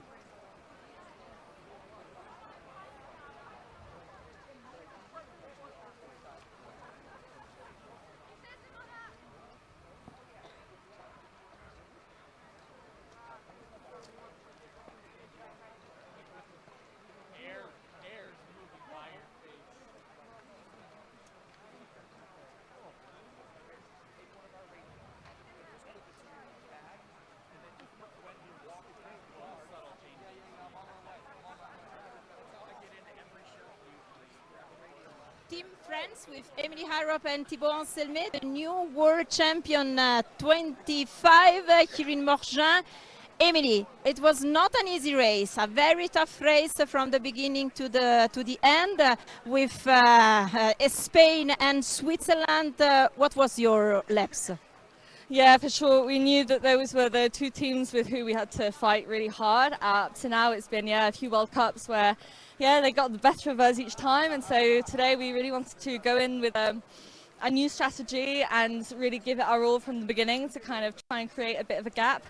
We knew it was going to be super hard, and I have to say I felt really, it was hurting a lot in the last lap, but I wanted to give it my all, and Thibaut was just amazing. He held it until the end. It was close, and we're just like so happy today. It's so cool. Not only gold medal, but also the direct ticket for the Olympic Games of next season. So very important. Yeah, of course. It was a really important year to do well in this World Champs this year. So there was the extra pressure, and so we're really happy to have done this race that we did today. We took risks, and it really helped today. So it's cool. Thibaut Anselmet, the last lap was an incredible lap and fight between you, Robin Bussard, who was pushing so hard, and Oriol Cardona, that we know exactly what he can do. Yeah, for sure, it was a really hard last. The last turn was really hard with a really strong athlete. I pushed a lot, and I tried to do my best, but the other athlete was really strong also. I think it was a good race to see for the people here and the people on the TV. So really happy. Thanks to Emily for this really good relay, and it's a good start for the French team. Thank you very much. Congratulations. Thank you. Emily Harrop and Thibaut Anselmet there, actually pointing out that they haven't won a single mixed relay this season at all. So that was a good time to pull it out the bag. The standings for the day: a win for France, a World Championship win, an almost unbearably exciting race ahead of Spain and Switzerland. Here are the rankings now. Spain remain at the top with a good lead over France, with Switzerland in third, Austria, Germany, Italy, Norway, China, Poland and Slovakia in the top 10. United States has dropped out of that top 10, and it is still all to play for. And of course the two Olympic spots have gone to France and to Spain. And I happen to know that while those are nation spots, that the Spanish Federation said that if Oriol and Anna got a place, it would be them personally that was going to Milano Cortina. So that is a very personally exciting for them, Maria. Yes, I think that they deserve it because they have been doing racing together already, many World Cups, many relays, and doing already incredible results. So it's the option that makes more sense, at least today. Indeed, and Thibaut Anselme saying there that it must have been a good race for the spectators. I can imagine that's true because right on the border with France, even though we're in Switzerland, that must have been giving some people some very, very sore throats. Yes, it's been an incredible, incredible race. We have had a lot of emotions and a big battle for the podium. Let's have a look.